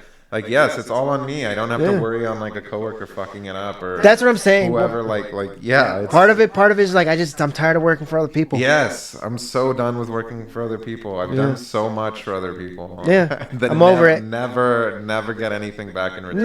No. Like, and the nicest people who have like helped me and whatnot are in like the same position I am, or end up in the same position, unemployed or whatever it might be. Like there's just no space for my personality type in these like. That's what I'm saying. Is like I'm not a bad person. I'm just not good with taking orders, and it's not even taking orders. My big problem isn't being told what to do. It's being criticized on it. Sure. You can tell me what to do, but don't complain when you don't like the way I did it. Yeah. You want to do it yourself, do it yourself. Right. Or the respect too, right? Like there's a proper way to tell someone, oh hey, you can like maybe you could fix this or do it right. But I mean, especially I don't think I've had like maybe one or two bosses that are good at that. All the other bosses I've had, horrible. Like they will like go in on you, or like they get some sort of satisfaction from like, I don't know, like making you feel bad or whatever it might be. And that shit gets on my nerves where I'm like, what the hell, dude? Like it's not that serious. It's a fucking job. That's what I'm saying. Like, we're not saving the world here. Yeah, that's what I'm saying. So it's like, you know, talk to me like a human instead of like someone who's over me and you know like the world's gonna keep turning. The sun's still gonna be there. Yeah. Let's fucking relax. So I used to work at this cafe in West Hollywood, and it was actually a pretty chill job. But I just didn't like the owners and all that. It was like a family-owned thing, and like it was a family of like 9 siblings. Oh, okay. And so like some of them were cool, some of them weren't. So like the youngest sibling was like the most disrespectful. Like she was disrespectful to her own family, and like so she definitely didn't give a fuck about me and the other guys who were in her family. So like we'd always go at it and stuff, and like it was just funny because like we would always just get into these heated arguments, and then my coworkers like, dude, you got some sexual tension going on there. And I'd be like, nah, fuck that bitch. I wouldn't even fucking touch her with a stick. It'd be like that type of shit. But it was just like, you know. But finally, I remember there was one day, it was so fucking funny. So like she asked me to like chop up the carrots or whatever. I literally had like just finished. Like I finished like chopping up the carrots, putting them in the bucket. The bucket was full of carrots and the bag was empty. I was literally about to like move it on over.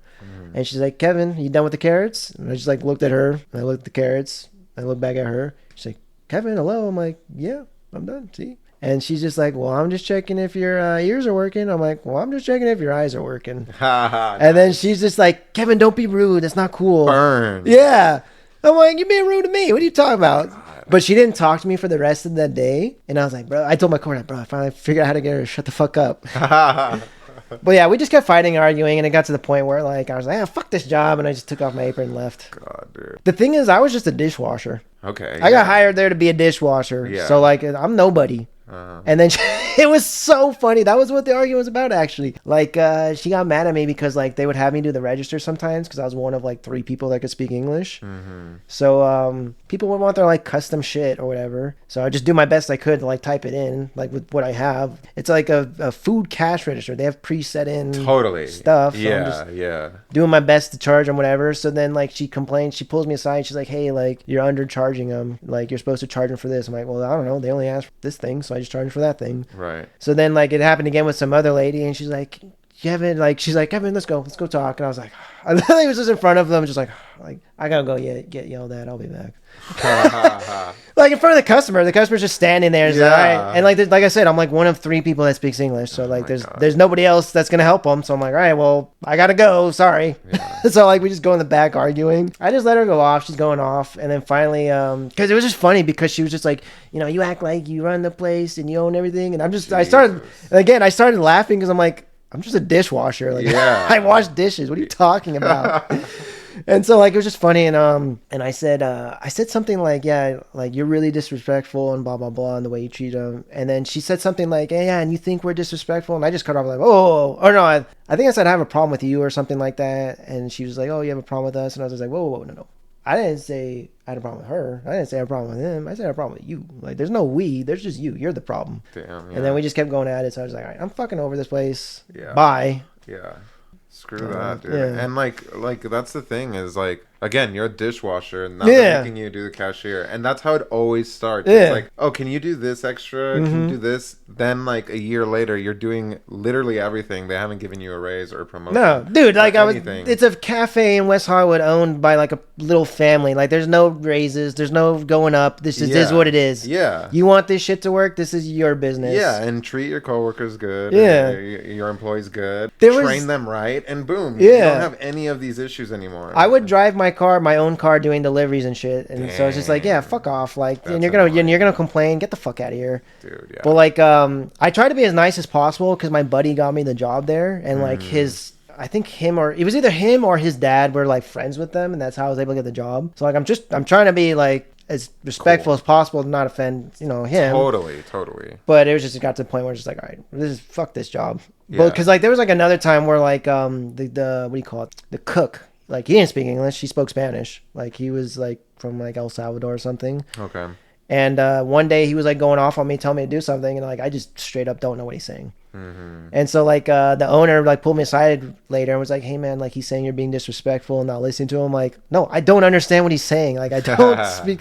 He's speaking Spanish at 1,000 miles an hour. I don't really speak Spanish at all. I don't know. Like, I'm not trying to be disrespectful. I don't know what he's saying. Yeah. And I think he kind of understood, but it was just like, it is what it is. Yeah. No, it's a language barrier. Exactly. It's just like, well, I don't know what to tell you. Like, I don't know what he's saying. We don't speak the same language, so I guess don't have me work with him. I don't know. Yeah.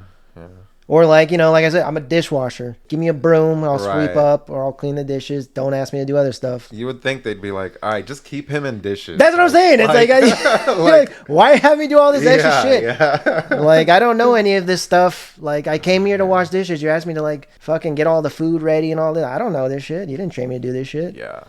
So it's just one of those things. Same thing with GameStop. Like, there's been a few jobs. Like, sales is easy. I don't mind doing it. I just don't like pushing shit on people. Yeah, dude. That is annoying to do. Yeah. Like GameStop, they're always trying to push like the credit cards and memberships, and it's like nobody fucking needs this shit. Yeah. Like, I'm not gonna tell people they should buy it because it's a good idea. I don't think it's a good idea. It's not like, I'm not gonna. They don't want it. They don't fucking want it. Yeah. And it's like, we still have to ask, and it's like, I still ask. They don't fucking want it, and I'm not gonna push them to get it. And then you know how it is. The manager's like, well, I get like 6 a day. It's like, yeah, because you fucking need this job. Sorry, I don't. Like, I'm not.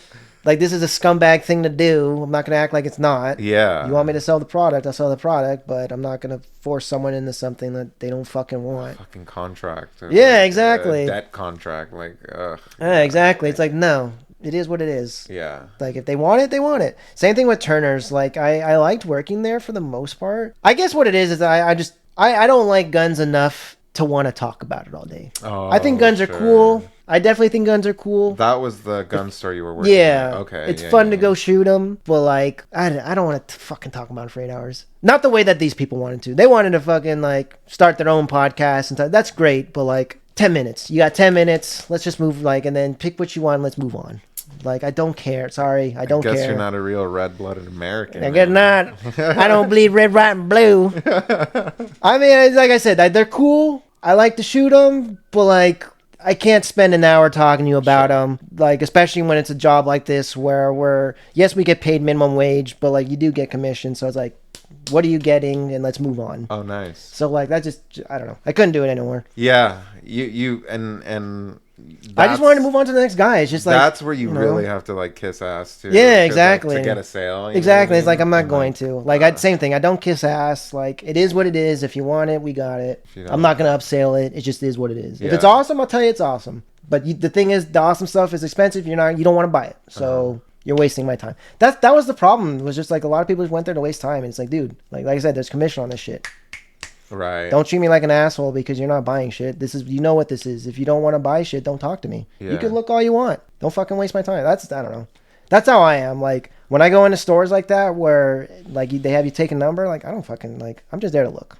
Yeah. I'm not gonna. I don't need. I don't have any questions. Like if it's slow and they got nothing going on, they're like, hey, can I help you? Like, what's up with that? Talk a little, yeah. Yeah, but that's it. Like I got tired of people just like I said, like it's busy as shit. There's a ton of people here. Are you buying something or are you not?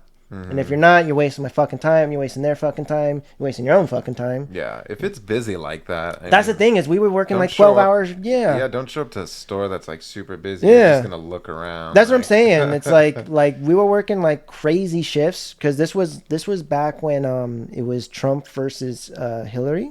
Oh, yeah. So like everybody was worried that if Hillary got elected, they were gonna ban guns and shit. So shit. Everyone was coming to buy one before they were gone. Well, before they were gone, they're not going anywhere. Right, right. But like the fear sets in. People FOMO and all that. So like we were working like 6 to 7 days a week, like 10 to 12-hour shifts. Like nobody told us to. My boss didn't say like I think if we came in an extra day, she would ask. But like nobody told us to work 12 hours. So it was just fucking busy. And your boss is just like whatever, like if you want the overtime, fuck it, but it's not that. Yeah, that's the thing. It's like it's so busy. My boss was like, fuck it, like we're not worrying about overtime or anything. So just you have to do it. Like let's just get these people out of here. Yeah. Because the thing is, we closed at 8, but if you were in the store, like we still would help you. And it was one of those things. And there would be people like we would lock the door and they'd be like, "Oh, I just want to get some real quick." It's like, "No, get the fuck out of here." No, like, I'm not opening the door. You can leave. Like we've been here all day. I need my gun at 9 p.m. That's what I'm saying. Right it's like, and they're like, "Oh, but I work," and it's like, "Well, then I guess you're tell your boss you need a day off." I don't know what to fucking tell you because I'm working here too and I'm going home now. Yeah. Like, bye. Because the thing is, we still have to close up the shop, which is not a quick process. It takes a minute. It takes like another hour or two. Yeah. And it's like with the count, every fucking gun, like their guns, we have to make sure they're all there and accounted for. So every night you gotta count every single gun, make sure you got all the serial numbers lined up. You gotta make sure all the pistols are pistols, all the shotguns, but nothing. I mean, they're guns. You can't make sure they're missing. Right. I mean, so you gotta be responsible. Gotta be on top of it. So that takes time. So you have 2 people to make sure. And fuck, I only had 60, and you got 59. God fucking damn it. Count them again. Because like, all right, which serial number's missing and all that, so we can figure out who fucked up and blah blah blah. And it's just That would happen to me when I was telling you earlier at the warehouse. Same thing. We'd have like I remember this one dryer, like or not a dryer, a hair straightener. It's like there's supposed to be like 300 and we have 299 of these green ones, and they're like we're gonna have to look for it. So everyone in the whole warehouse was searching for this one hair straightener. Giant warehouse opening boxes, just where'd it go? And it turned out like they didn't send it to us. They just forgot to like ship one.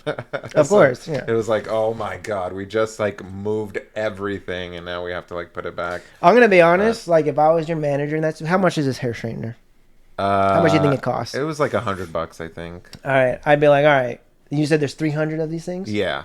I'd be like, all right, we're gonna take the $100 loss. It's gonna cost us more than $100 to just fucking look for it and find it. Yeah, because everyone stopped working. To just do that, so we had to stop the assembly line. And everything. Fuck that. We're taking the 100 loss, and if it shows up, great. I wish they thought that way. I wish. That's the way they should think. It's like you got to think about like time is money and shit like that. And those products are like insured too. Like, exactly. Like a straightener is different than a gun, obviously. Exactly. Yeah. but in terms of my thing, like we had to be on top of it. Sure, but like other stuff, other shit like that, you like, can let it go, dude. Like I'm not wasting my time over $100. Like that's how much like I'm not a money guy. It's like I'm not fucking you're not gonna charge like spend $100 on nothing for me that I'm gonna want. Yeah. Like that's the thing is when I think about working the way I do and like we're talking about respect and the way you're treated, it's like you don't have enough money in the world to pay me to get disrespected. Totally. So like I can tell you right now, when I got this job, that was not part of the deal. Yeah. Like I don't get paid to be disrespected because you don't have that kind of money. Yeah. So if it's happening, I'm nipping that shit in the bud. Totally. And if you don't like it, well, we're gonna have to figure something else out. Like, I'll tell you. And that's the thing is like you do come up with these things to fix and mitigate the issues, but then they don't hold up their end. So it's like, well, if you're not gonna hold up your end, then I'm not gonna hold up mine, and we're just gonna keep going back and forth. Totally. And I don't know. There's just so much entitlement when you're doing like work like that with like customers or That's what I'm saying. or It's patients like, or whoever it might be. I mean, volunteers in my case, because like I do a lot of volunteer work or look for volunteers to help with the work I do, and oh my god, dude, they are so entitled. And it's like, what happened to just being human, like me and you, like just talking like normal? Why do like some people feel like they're like the higher up than you? It's a weird like thing. I'm like, I just walk into a business and then I know what I want. I ask them for it. They tell me how to get it, and I just if they tell me I got to do jumping jacks, I guess I'm doing jumping jacks. Yeah, like yeah, I don't argue. I don't fight. If you tell me I got to go do this, okay, I guess I'm going to go do it. yeah. And what do you know? 9 times out of 10, it works, and there's no issue. Like, there's no complaints. People they don't want to do anything. They just want to walk in and get the thing. Yeah. And it's like, well, that's not how fucking shit works. If the guy tells you got to go there, then you got to go there. Right. They're not going to go get it for you. That's not their problem. You wanted this, you go get it. Yeah. And, like, that's just how I treat it. Is like, I'm just going to go to a place, and if they have it, and they tell me they can give me, then I'm going to take it. If they tell me they can't, I'll go somewhere else. Right. I don't got to fucking be here. Right. Like, I mean, we and us too, we've worked like a lot of these jobs, right? So you know too, like how much you bullshit customers. Oh, yeah. Of like, oh, do you have this? And it's like, no. And then they're like, oh, can you check in the back? Or, why don't you have it? It's like, dude, like, that's how it is. Yeah. And like, when I get that response now, I'm like, this is like a Target employee. Like, yeah. I know how exactly. like, I know there's no extra. They don't know. They don't know. They like, don't. It is what it is. Like, yeah, time to move on. Like, exactly. I'm not going to fight with this person or scold them. Or I can't stand, going up to people at stores and asking them for like when I go with other people shopping, and then they're like, let's go ask them. I'm just like, oh, no, like, let's not waste that time. Like, yeah, at Best Buy, no. Don't even bother. If they don't have it on the shelf, they don't have it. They don't have it. I'm out. Don't even talk to the people. They're just gonna get more frustrated. Like, they have no clue about it. They don't know. Yeah. They're just trying to get through the day. Yeah. I get it. They're not there to work. They're there to get paid. Yeah. That's all it is. Exactly. I get it. Like, I totally get it. I've been there, So and I'm fine with that. If they don't have it, they don't have it. Yeah. I'll go somewhere else. Yeah, I don't need the things now. There's no emergencies. Yeah. I don't care. It just kind of is what it is. Yeah. No, seriously. Like, it's just too much real shit to worry about to get bent out of shape out of stupid shit like that. Like, what was crazy is I hit on my buddy a few weeks ago, and I was just having a shit day, like a shit week, and I called him up like Friday night just to see if he wanted to kick it, and he was just telling me like there was a shooting like right next door to him. Oh shit. And I was like, oh fuck, like that's some real shit. Yeah. And because like the thing is, like he was telling me it wasn't even with like I was just because my neighborhood's not the greatest. We get some shootings every time to time. Sure. So like it doesn't faze me that much. But then he was telling me like they were using like AR rounds, which are like bigger. My whole thing is like I said, there's shootings in this neighborhood from time to time. It happens. I kind of think of it as if it's a pistol round, it's whatever. But if it's a rifle round, it's like, okay. That's concerning. That's concerning. Like people walk around with pistols. Totally. Shit happens. People don't just walk around with rifles. Yeah. So I'm like, what the fuck is going on there? Yeah, that's strange. You usually don't get those out here. Yeah, that's what I'm saying. And especially in his neighborhood, my old neighborhood is like, that's a nice neighborhood. Wow. So I was just like, holy fuck. So it just kind of puts perspective. Totally.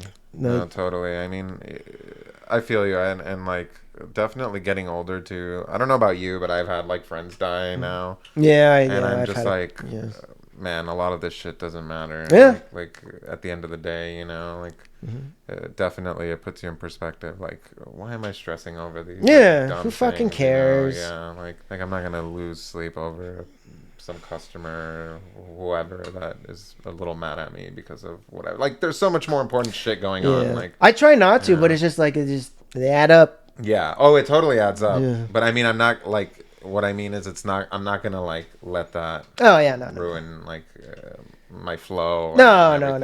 Yeah. I get over it. Like I get in the heat of the moment, and then like a couple of days later, I get over it. Yeah.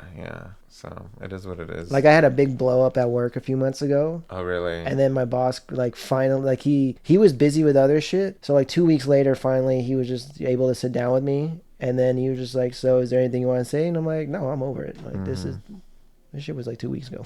Yeah. But he took it wrong, and he took it badly, and then it just got worse. But I was just like, well, I'm still over it. I still don't care. Yeah. So it's just like, well. You got to catch me on the day of. I'm a busy guy. 2 weeks. Like, whatever. I've moved on. Let's move on. Yeah. Like, if you want to talk about that same day, why am I gonna stress? Yeah. No point in stressing over it. And it was so funny because like I had like a disciplinary like hearing about it.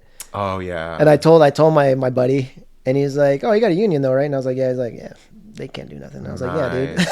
I know, right? Oh, you're unionized. That's so sweet. Exactly. That's what's nice about it. Is just like, all right, well, I'll get chewed out. I've been chewed out before. Right. So much of working under people like that is just intimidation. They're just trying to intimidate you. Exactly. And the union union cuts that out, which is really nice. It's like, talk to the rep, That's the thing is like they even asked me if I wanted to bring my rep, and I was just like, nah, it's cool. Let's just get it over with. Yeah. Like if we got an issue, I'll let them know later. Yeah. Let's just get it out of the way. Yeah, nice. Like I said, I just want to make it through the day. I got other things to worry about. Exactly. No, Plus, I have like plans. Like I'm just trying. Like I just need to make it another year, and then I'm hoping to move to Oregon. That's right. We'll see. I'm still pretty set on Oregon, just because, like I said, it's cheaper to go other places, but the pay rate's not great. Sure. So like Oregon's not bad because it's still cheap. Like the pay is still less, but the prices are kind of more balanced, I think. Mm-hmm. Like, because I was thinking about moving to Pennsylvania because you can find a house there for like $300,000, like a nice house. Yeah. Like 2-story plus a basement for like $300,000, which is not bad. But the problem is, like, I could buy the house, but then I can't make the payments because the work there is not good. It's not going to meet. Well, at least the minimum. I don't know. I'm just assuming that, like, I just assume that whatever I get is minimum, just in case. Yeah, no, that's a good way to go about it. And then, like I probably could get like a higher paying job and all that, but I like to just stick with the minimum. Just like, all right, if I make this much, what can I work How with? would it be? Yeah. And if you get extra, cool. But yeah, that's a good way about going. The only reason I'm thinking Oregon is just because like the rent there is really cheap. Like I probably wouldn't buy anything yet, but the rent there is cheap. I found like a 3-bedroom for like $1,000. Wow. Yeah. Oh man, dude. And it's like I don't need 3 bedrooms, but I was thinking like, okay, what if I just got the 3 just to have them for the space? I can have one room as just a space room, and then like another room sublet it to like somebody else. Totally, that'd be sick. Or we could split. Like, if it's somebody I know, we could split the space, and then half of one room for them. We'll share that third room for storage or whatever. Yeah. And then there you go. That was just an idea I was toying with because also like I don't need the 3 bedrooms, but for $1,000, imagine in 10 years. Dude, yeah. 3 bedrooms for $1,000, like that's not going to be around. So good. So it's nice just to have that exactly contract or whatever. Yeah, and who knows? Maybe eventually, you make enough money, you don't need the extra person there. Yeah, you just have a nice space. Like that's what I was thinking too. Because like I even if I moved now, I still wouldn't need a roommate. Just for now, like I probably would eventually, but I've put enough money away to where I can live comfortably for at least $1,000 a month. Yeah. Oh like, yeah. Because that's the thing is like I found smaller places that are bigger than this, but like half the price.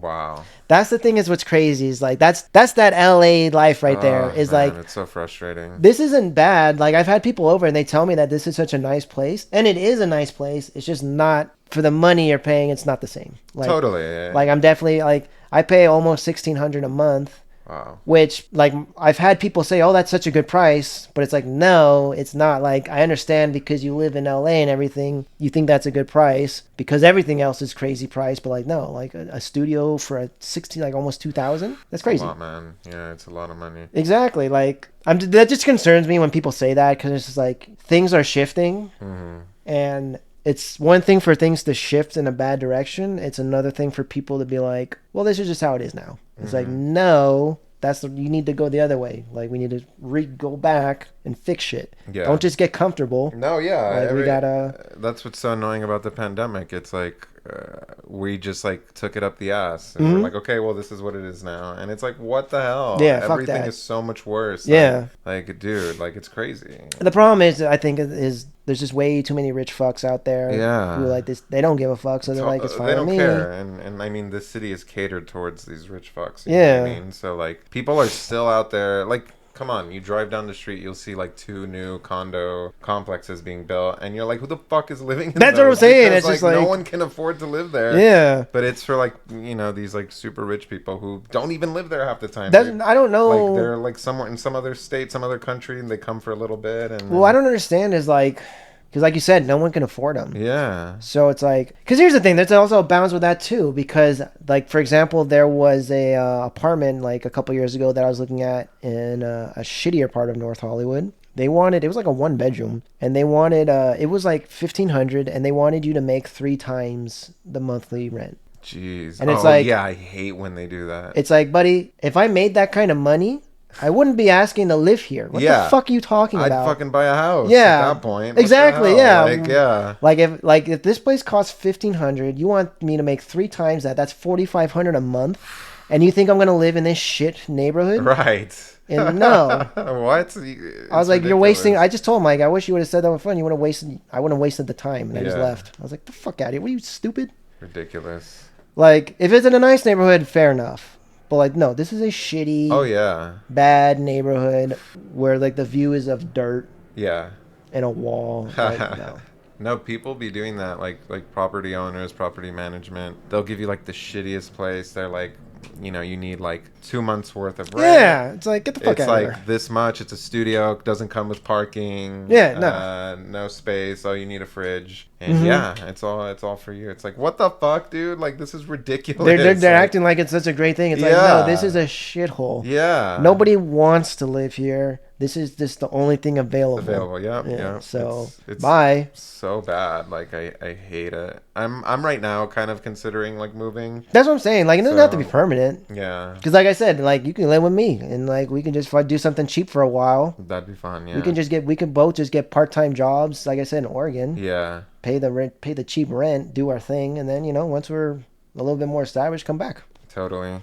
We know people here. We have our family here. Yeah. Like, when I talk about moving, a lot of my cousins are like, they act like I'm being excommunicated. I'm being banned from the state. And it's like, bro, I can come back anytime I want. Yeah. Like, I'm not banned from anywhere. Yeah. Totally. I want to move. It's not going to be easy to come back. Everything's cheaper, blah, blah, blah. Okay, well, don't be a dick and let me ride the couch for a bit while I get on my feet. What the fuck? Right.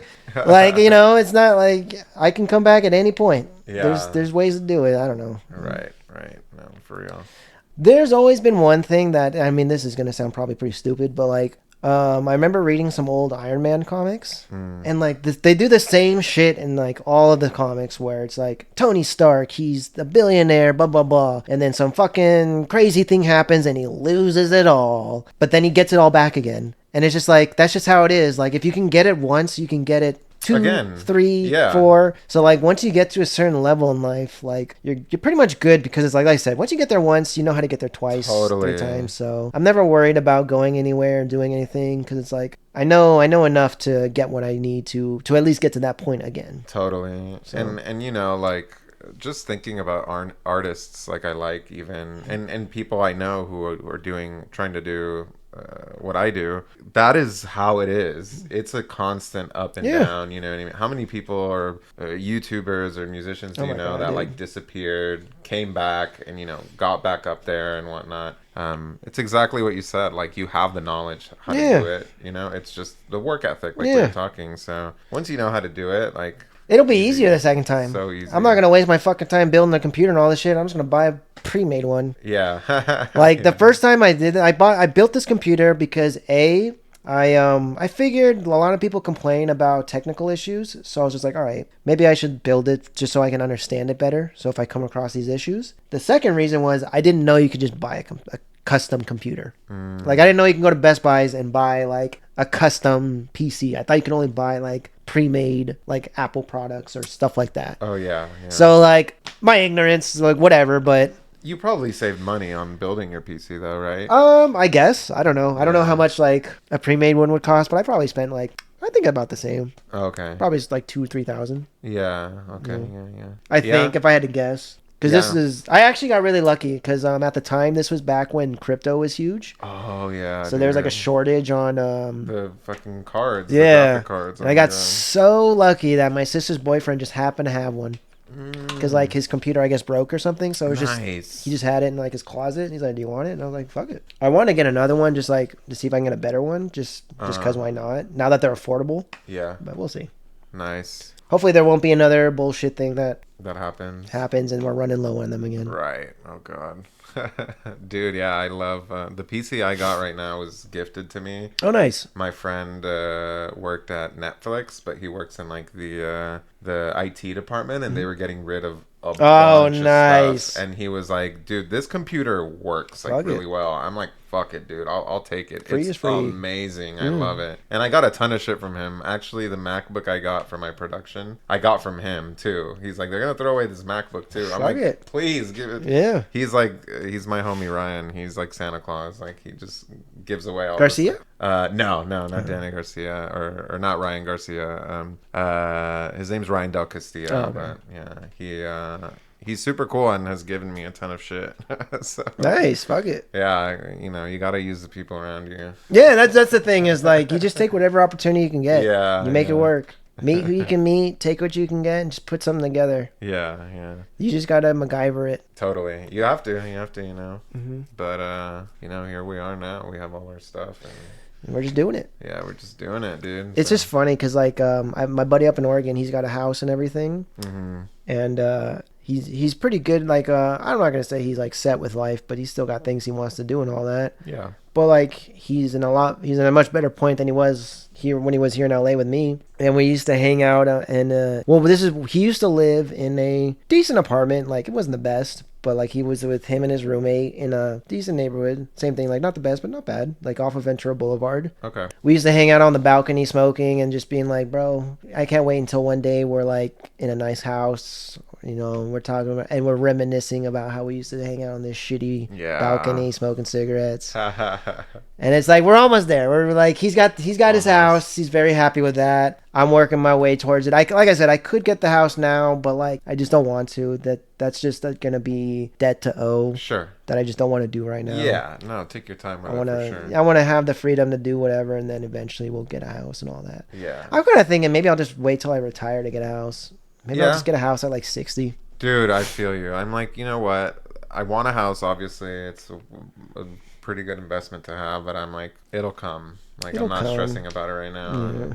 I'll figure it out. And at the end of the day, you're not going to take it with you. When you die, you're not taking the house. Even if it's just renting a house, it's just having a place that's nice to live. Totally. It's just having a space. So. Yeah. Like, it's not, who cares? Yeah. Like, I get the desire to own a house. It's more economically, like, savvy and all that, but I don't mind renting. Just, the only thing is I do want to own a house just because, like, again, I don't like working for other people and I don't like depending on other people. Totally. So, like, I'd rather own a house that if something breaks, I'll fucking fix it. Yeah. Because it's my fucking house.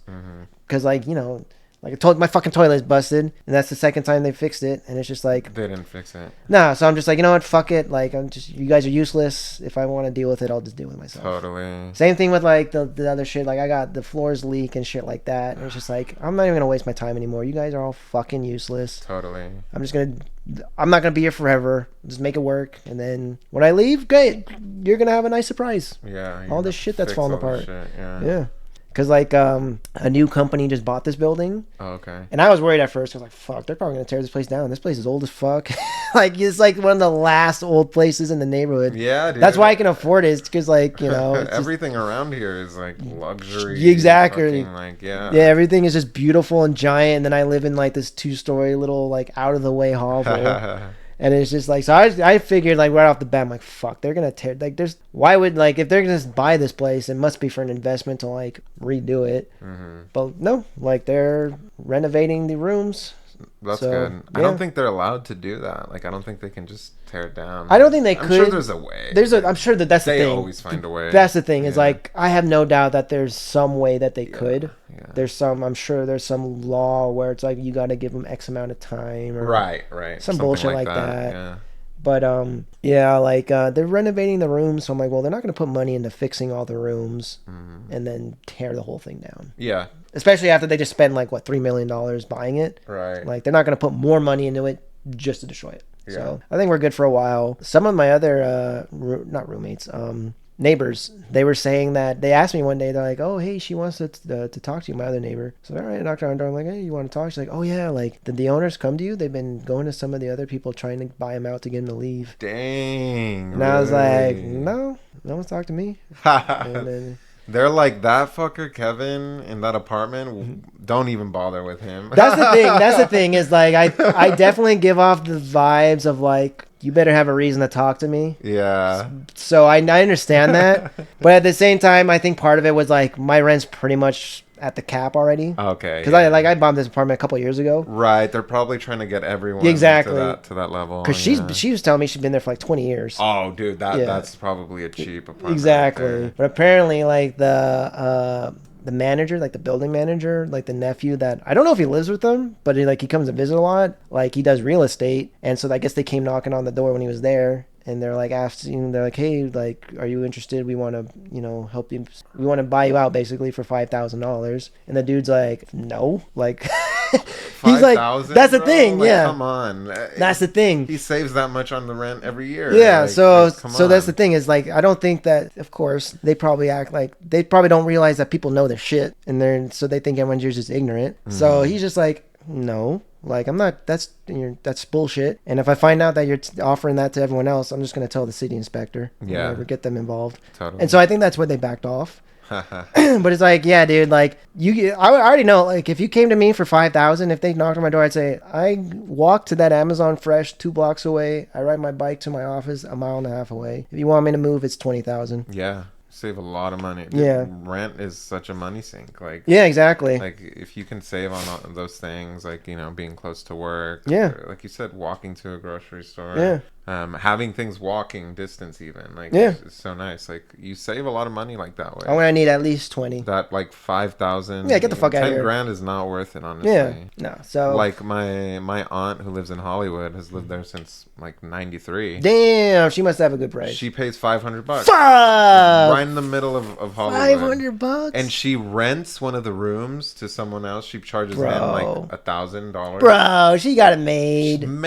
She got it. And they always come up to her. Even $1,000 is not bad. Yeah. Yeah, it's fuck not it. bad. Yeah, I mean, she's making an extra $500 right there, and she's not paying rent. She's making money, not paying rent, and this guy's getting a great spot for $1,000. Yeah. Like, that's a great deal. So everybody's winning. The landlord always comes up to her, gives her offers. She's like, there's no way I'm getting out of this apartment. Like, it's such a good investment. I wonder what the landlord, like, because, like, I mean, I'm sure his property tax is still going up or whatever. I don't know how that works. Right. So, like, how is he making it work? Dude, I'm sure this motherfucker probably owns one of those condos or whatever. True. You know what I mean? Like, they usually have pretty good investments. And I saw this post, I think it was on Reddit or something, that was like asking millionaire people, like, hey, how did you make your money? And some guy responded with, like, in the 90s, I bought a shitty apartment complex for, I think he said he took out a loan for like 30 grand or something like that. Wow. For like a shitty apartment building, used the money from, the apartment that he made from he fixed it up and everything, used the money from the tenants to pay off the loan. Once he paid off the loan, just did it again, got another loan, bought another apartment, which is great. But like for 30 grand in the 90s, that's great. But like that's not happening today. I'm not taking out a $3 million loan. Right. Nor are they going to let you take out a yeah, that's the thing. They're not going to let me. Yeah. I'm not going to get that. They're not going to let me. And there's no way to pay it off. It's like small peanuts. Yeah, now what? Everything around here, even the shittiest houses you could buy are like over $1 million. Exactly. Like, so it's just like that's not happening anymore. Yeah, it's just cool to read, but like, yeah, it's not happening. There was another one. What was I thinking of? Oh yeah. So I was gonna say like about the vibe I give off, where like people just typically don't come to my door and shit like that. Yeah. Like, so it's funny because like I'll have friends and family and coworkers, everybody who will like tell these stories about how like, oh, I was out today and this asshole said this or did this, or I was at my job and this happened and blah blah blah. And every time that happens, I'm just like, it sounds like movie stuff and TV stuff. I'm like, man, that shit just like I can't imagine that happening. Like it's just not like. That never happens to me. Like if I was, and I tell him like, man, if I was there, this is how the fuck that would have went down. I can tell you that right now. And that's exactly how I would have done exactly what I said I would have done. And then it kind of just hit me one day that like, oh, the reason that I don't find myself in these situations is because I think people are pretty aware that I won't tolerate it. That's true. Like I think I don't try to give off a mean vibe, but I just try to give off a, if you're gonna start something, it's gonna end type of vibe. Yeah. Like so like I do a lot of riding my bike and walking around this area because it just saves money and all that. Yeah. And we used to have this one rep come through our office, who I was cool with, and we were talking one day. And I was just talking like, yeah, I went here and blah, blah, rode my bike and walked over there and blah, blah, blah. And she's like, you're not worried? Because, it's kind of a rough neighborhood and all that. Mm-hmm. She's like, you're not worried about any of that? I'm like, no, not really. Like, if someone wants to start something, like, I'll just fucking knock them out. Like, yeah. I don't have a problem with hitting people. It's fine. Like, You want to start something? I'll end it. That's fine. I don't mind. And she's like, man, you're really not scared. Like, you're not putting on an act or nothing. I'm like, no, I'm not. Shit's going to happen. It's going to happen. I don't have a problem ending stuff. You know me. I speak my mouth. And if you want to take it a step farther, we can. And that's all there's to it. Yeah, totally. So, like, I don't know. There's like a give and take. Like, there's some days where I'm just like, man, I kind of wish I wasn't such an asshole. Just like, it's way more beneficial to life to be a nice person. Yeah. But on these other days, it's like, I kind of see what nice people have to put up with. And Dude, it's just like, yeah. I don't know. I feel like I'm barely getting there where, like, I'm comfortable just being honest with people now. Nah, yeah. But I was definitely a people pleaser like most of my life. And yeah, you get caught in these fucking situations you don't even That's what I'm saying. That's what I'm saying. Like, there's all these stories just 'cause you're where like trying to be nice. Yeah. And you're like, oh, I don't want to make them feel bad. Now I'm like, fuck it, dude. I don't feel good. I'll make them feel bad. Like, I don't care. Like it's just like, again, it's just like this weird balance. Because, like, again, there is a balance to it. Because, again, like, there's there's a balance. Yeah. There's like the movie Yes Man. Yeah. Where, like, he says yes to everything. He says yes to everything, and, like, sometimes it sucks, but, like, there's some cool stuff. Sometimes you got to say yes to life. Totally. You can't always just be like, fuck off. Right. So, like, you got to pick your battles when, like, all right, when does a situation seem like a pain in the ass? And when does it seem like, you know what, I got time. Let's fucking go on a weird adventure. Sure. Because sometimes it is like that. Sometimes it's like, I can tell this person's full of shit, but it's like, I got the time. Yeah. What do you got? Let's run it. Yeah, exactly. I know it's bullshit, but like, fuck it. Let's see what we can make of this. Yeah. So I'm trying to be a little bit more open and stuff like that. Yeah. Like, it was so fucking funny. I went for a walk right before you got here. I was just taking a walk around the block. Uh-huh. I gotta tell you, man, meth heads. You gotta have meth head confidence to like get through in life. I fucking wish I had this. I fucking wish I had this lady's confidence. She said it. I don't give a fuck. She's like walking by. She's coming by me. I thought she was talking to somebody. I don't give a fuck. Blah, blah, blah. As soon as we start to like pass each other. She's like, excuse me, you know where I can find crystal meth? Just like not giving a fuck at all, saying it as loud as I was just like, nope. And I just kept on walking, but it was just like, man, she just straight up asked. Excuse me, do you know where I can find crystal meth? Oh yeah, actually, you know what? You head down the street and you'll find good old Larry. It's just wild, man. Like, and like I said, that's just how the neighborhood is. Oh yeah, dude, homeless people in LA. Oh my god, dude. You gotta fucking know how to act. They're like dogs. Like, they smell fear. Exactly. Like, you gotta. You gotta look them in the eye. Like no. Oh, dude. Like, good morning, and just be straight up with them. You do. Because they smell fear. Oh, 100%. Like, there's been a few incidents with my colleagues. Like, they'll go on walks and shit, and the homeless people are fucking crazy. And again, it's just like, the homeless people don't fuck with me. But I ride my bike everywhere. I walk everywhere. There's a few homeless people that they know who I am just because I'm around, and they don't fuck with me. Yeah. They know what's what. But there's a couple that I don't fuck with either because same thing. I know what's what. Yeah. Yeah, no, for real. Like, I had some coworkers visiting a couple years ago. They were from the Bay Area. They came down. Well, one's from the Bay Area. One's from Fresno. And so they both came down, and we were walking through downtown, and the homeless person like looks at us and like looks at me, looks at my coworker from the Bay, and just knows like, nope, I'm not gonna get anything from them. But sees my coworker from Fresno, goes right up to her and is like, hi, can I have some money? And she's like, sure. And she pulls it out. She has like a bunch of cash on her too. I'm like, worst mistake ever. Gives $5 to the person, and they're like, I see you have more. Can I have more?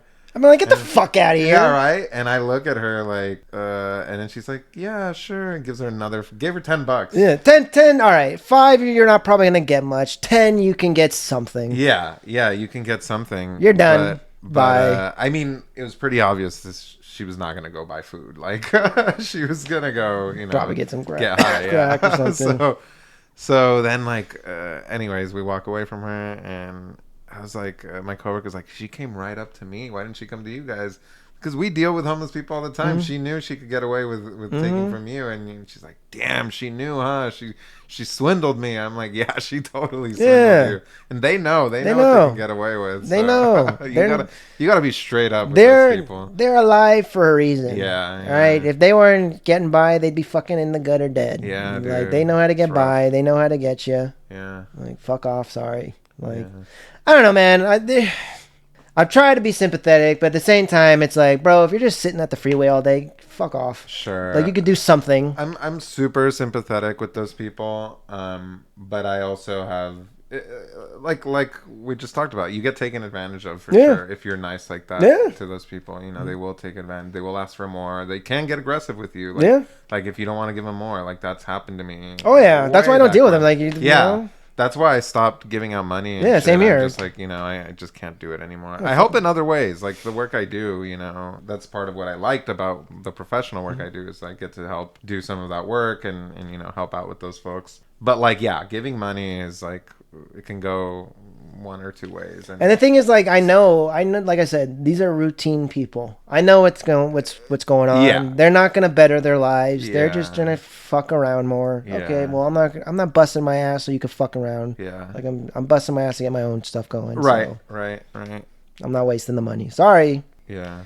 Like, I'm down to, like, employ them myself. I'm like, listen, you want to learn how to fucking edit? I can use an editor. Yo, you edit real quick? Yeah, exactly. Like, I'll pay you in crystal meth. No. Fuck it. Like, you know, I do need people to... I'm trying to grow. Can you imagine a crackhead editor? They would fucking edit all your videos in well, one that's night. the problem. That's the problem, though. They're going to fucking just steal the equipment and bounce. Oh, yeah, that's true. Yeah. But it's like, you know, if you want to better your life, I'll help you out. Yeah. You want to work for me for free? I'll help you, give you food and a place to sleep. You know? I'm gonna come over next time. You're like, oh, this is the homeless person who's helping me out with editing. I noticed your style got way better. Yeah, this dude knows what he's doing. Lots of jump cuts. Yeah, I know, right? This guy's on it. He knows. He can do it. Let's see, where are we at? Holy fuck, we're at 2 hours. Whoa. And I still have to edit this by Wednesday. Oh, shit, dude. All right, so we're going to call here. We had a nice, good talk. This was a good, you know, catch up from a long time apart. Totally. We've both been busy, so it's nice to catch up and do all this. I'm going to trim this up the best I can and hopefully leave as much as I can in. Yeah, for sure. Don't want to get canceled too early. Yeah. I mean, it's good. I already put that in the fucking... That was actually my title for my last one. Oh yeah. Already canceled. Already canceled. Yeah. I saw that. Fuck it, just like we already talked about the Rick and Morty idea I had for that Black History Month. Yeah. So, you know, get ready for more. Like it's not getting better, I'll tell you that. Yeah. Like, hey, you be creative the way you want to be, you know. Listen, I'm going to step on some toes, but I'm not going to hurt nobody. All right, let's relax. It's all good fun. It's all good fun. I'm fucking around. People forget that. Like, you're not a fucking politician. No, I don't give. Yeah, exactly. Who gives a shit what I'm doing? Yeah. So, at the end of the day, we're having fun, guys. We're joking. We're just joking. Don't be too hard on us. Yeah. You know, the way I look at it is... You have a problem with me, I don't have a problem with you. So if you want to just join in. And if you don't, you know, I'm not going anywhere. Come by whenever you're ready. True. All right. So once again, this is my buddy Andre. You can catch his music at... Yeah, Bird Baths. Instagram is _Bird Baths. YouTube. My YouTube's weird, but just look up Bird Baths. You'll find it, or look it up on my Instagram. It's all there. I got it in the links too. I put your there we go. I put your channel in the links of every one of my videos. Amazing, thank you, dude. So you could find my YouTube there. _Bird Baths on Instagram. You can find me on Spotify, Apple Music. I'll be pumping out a lot of stuff over the next year, so looking forward to it. And can't wait to see it. Yeah, and thanks, dude. Thanks for having me on. Of course. Thanks for coming over, and we'll do it again someday. And until next time, see ya. Peace. And then we can have some nice outro music.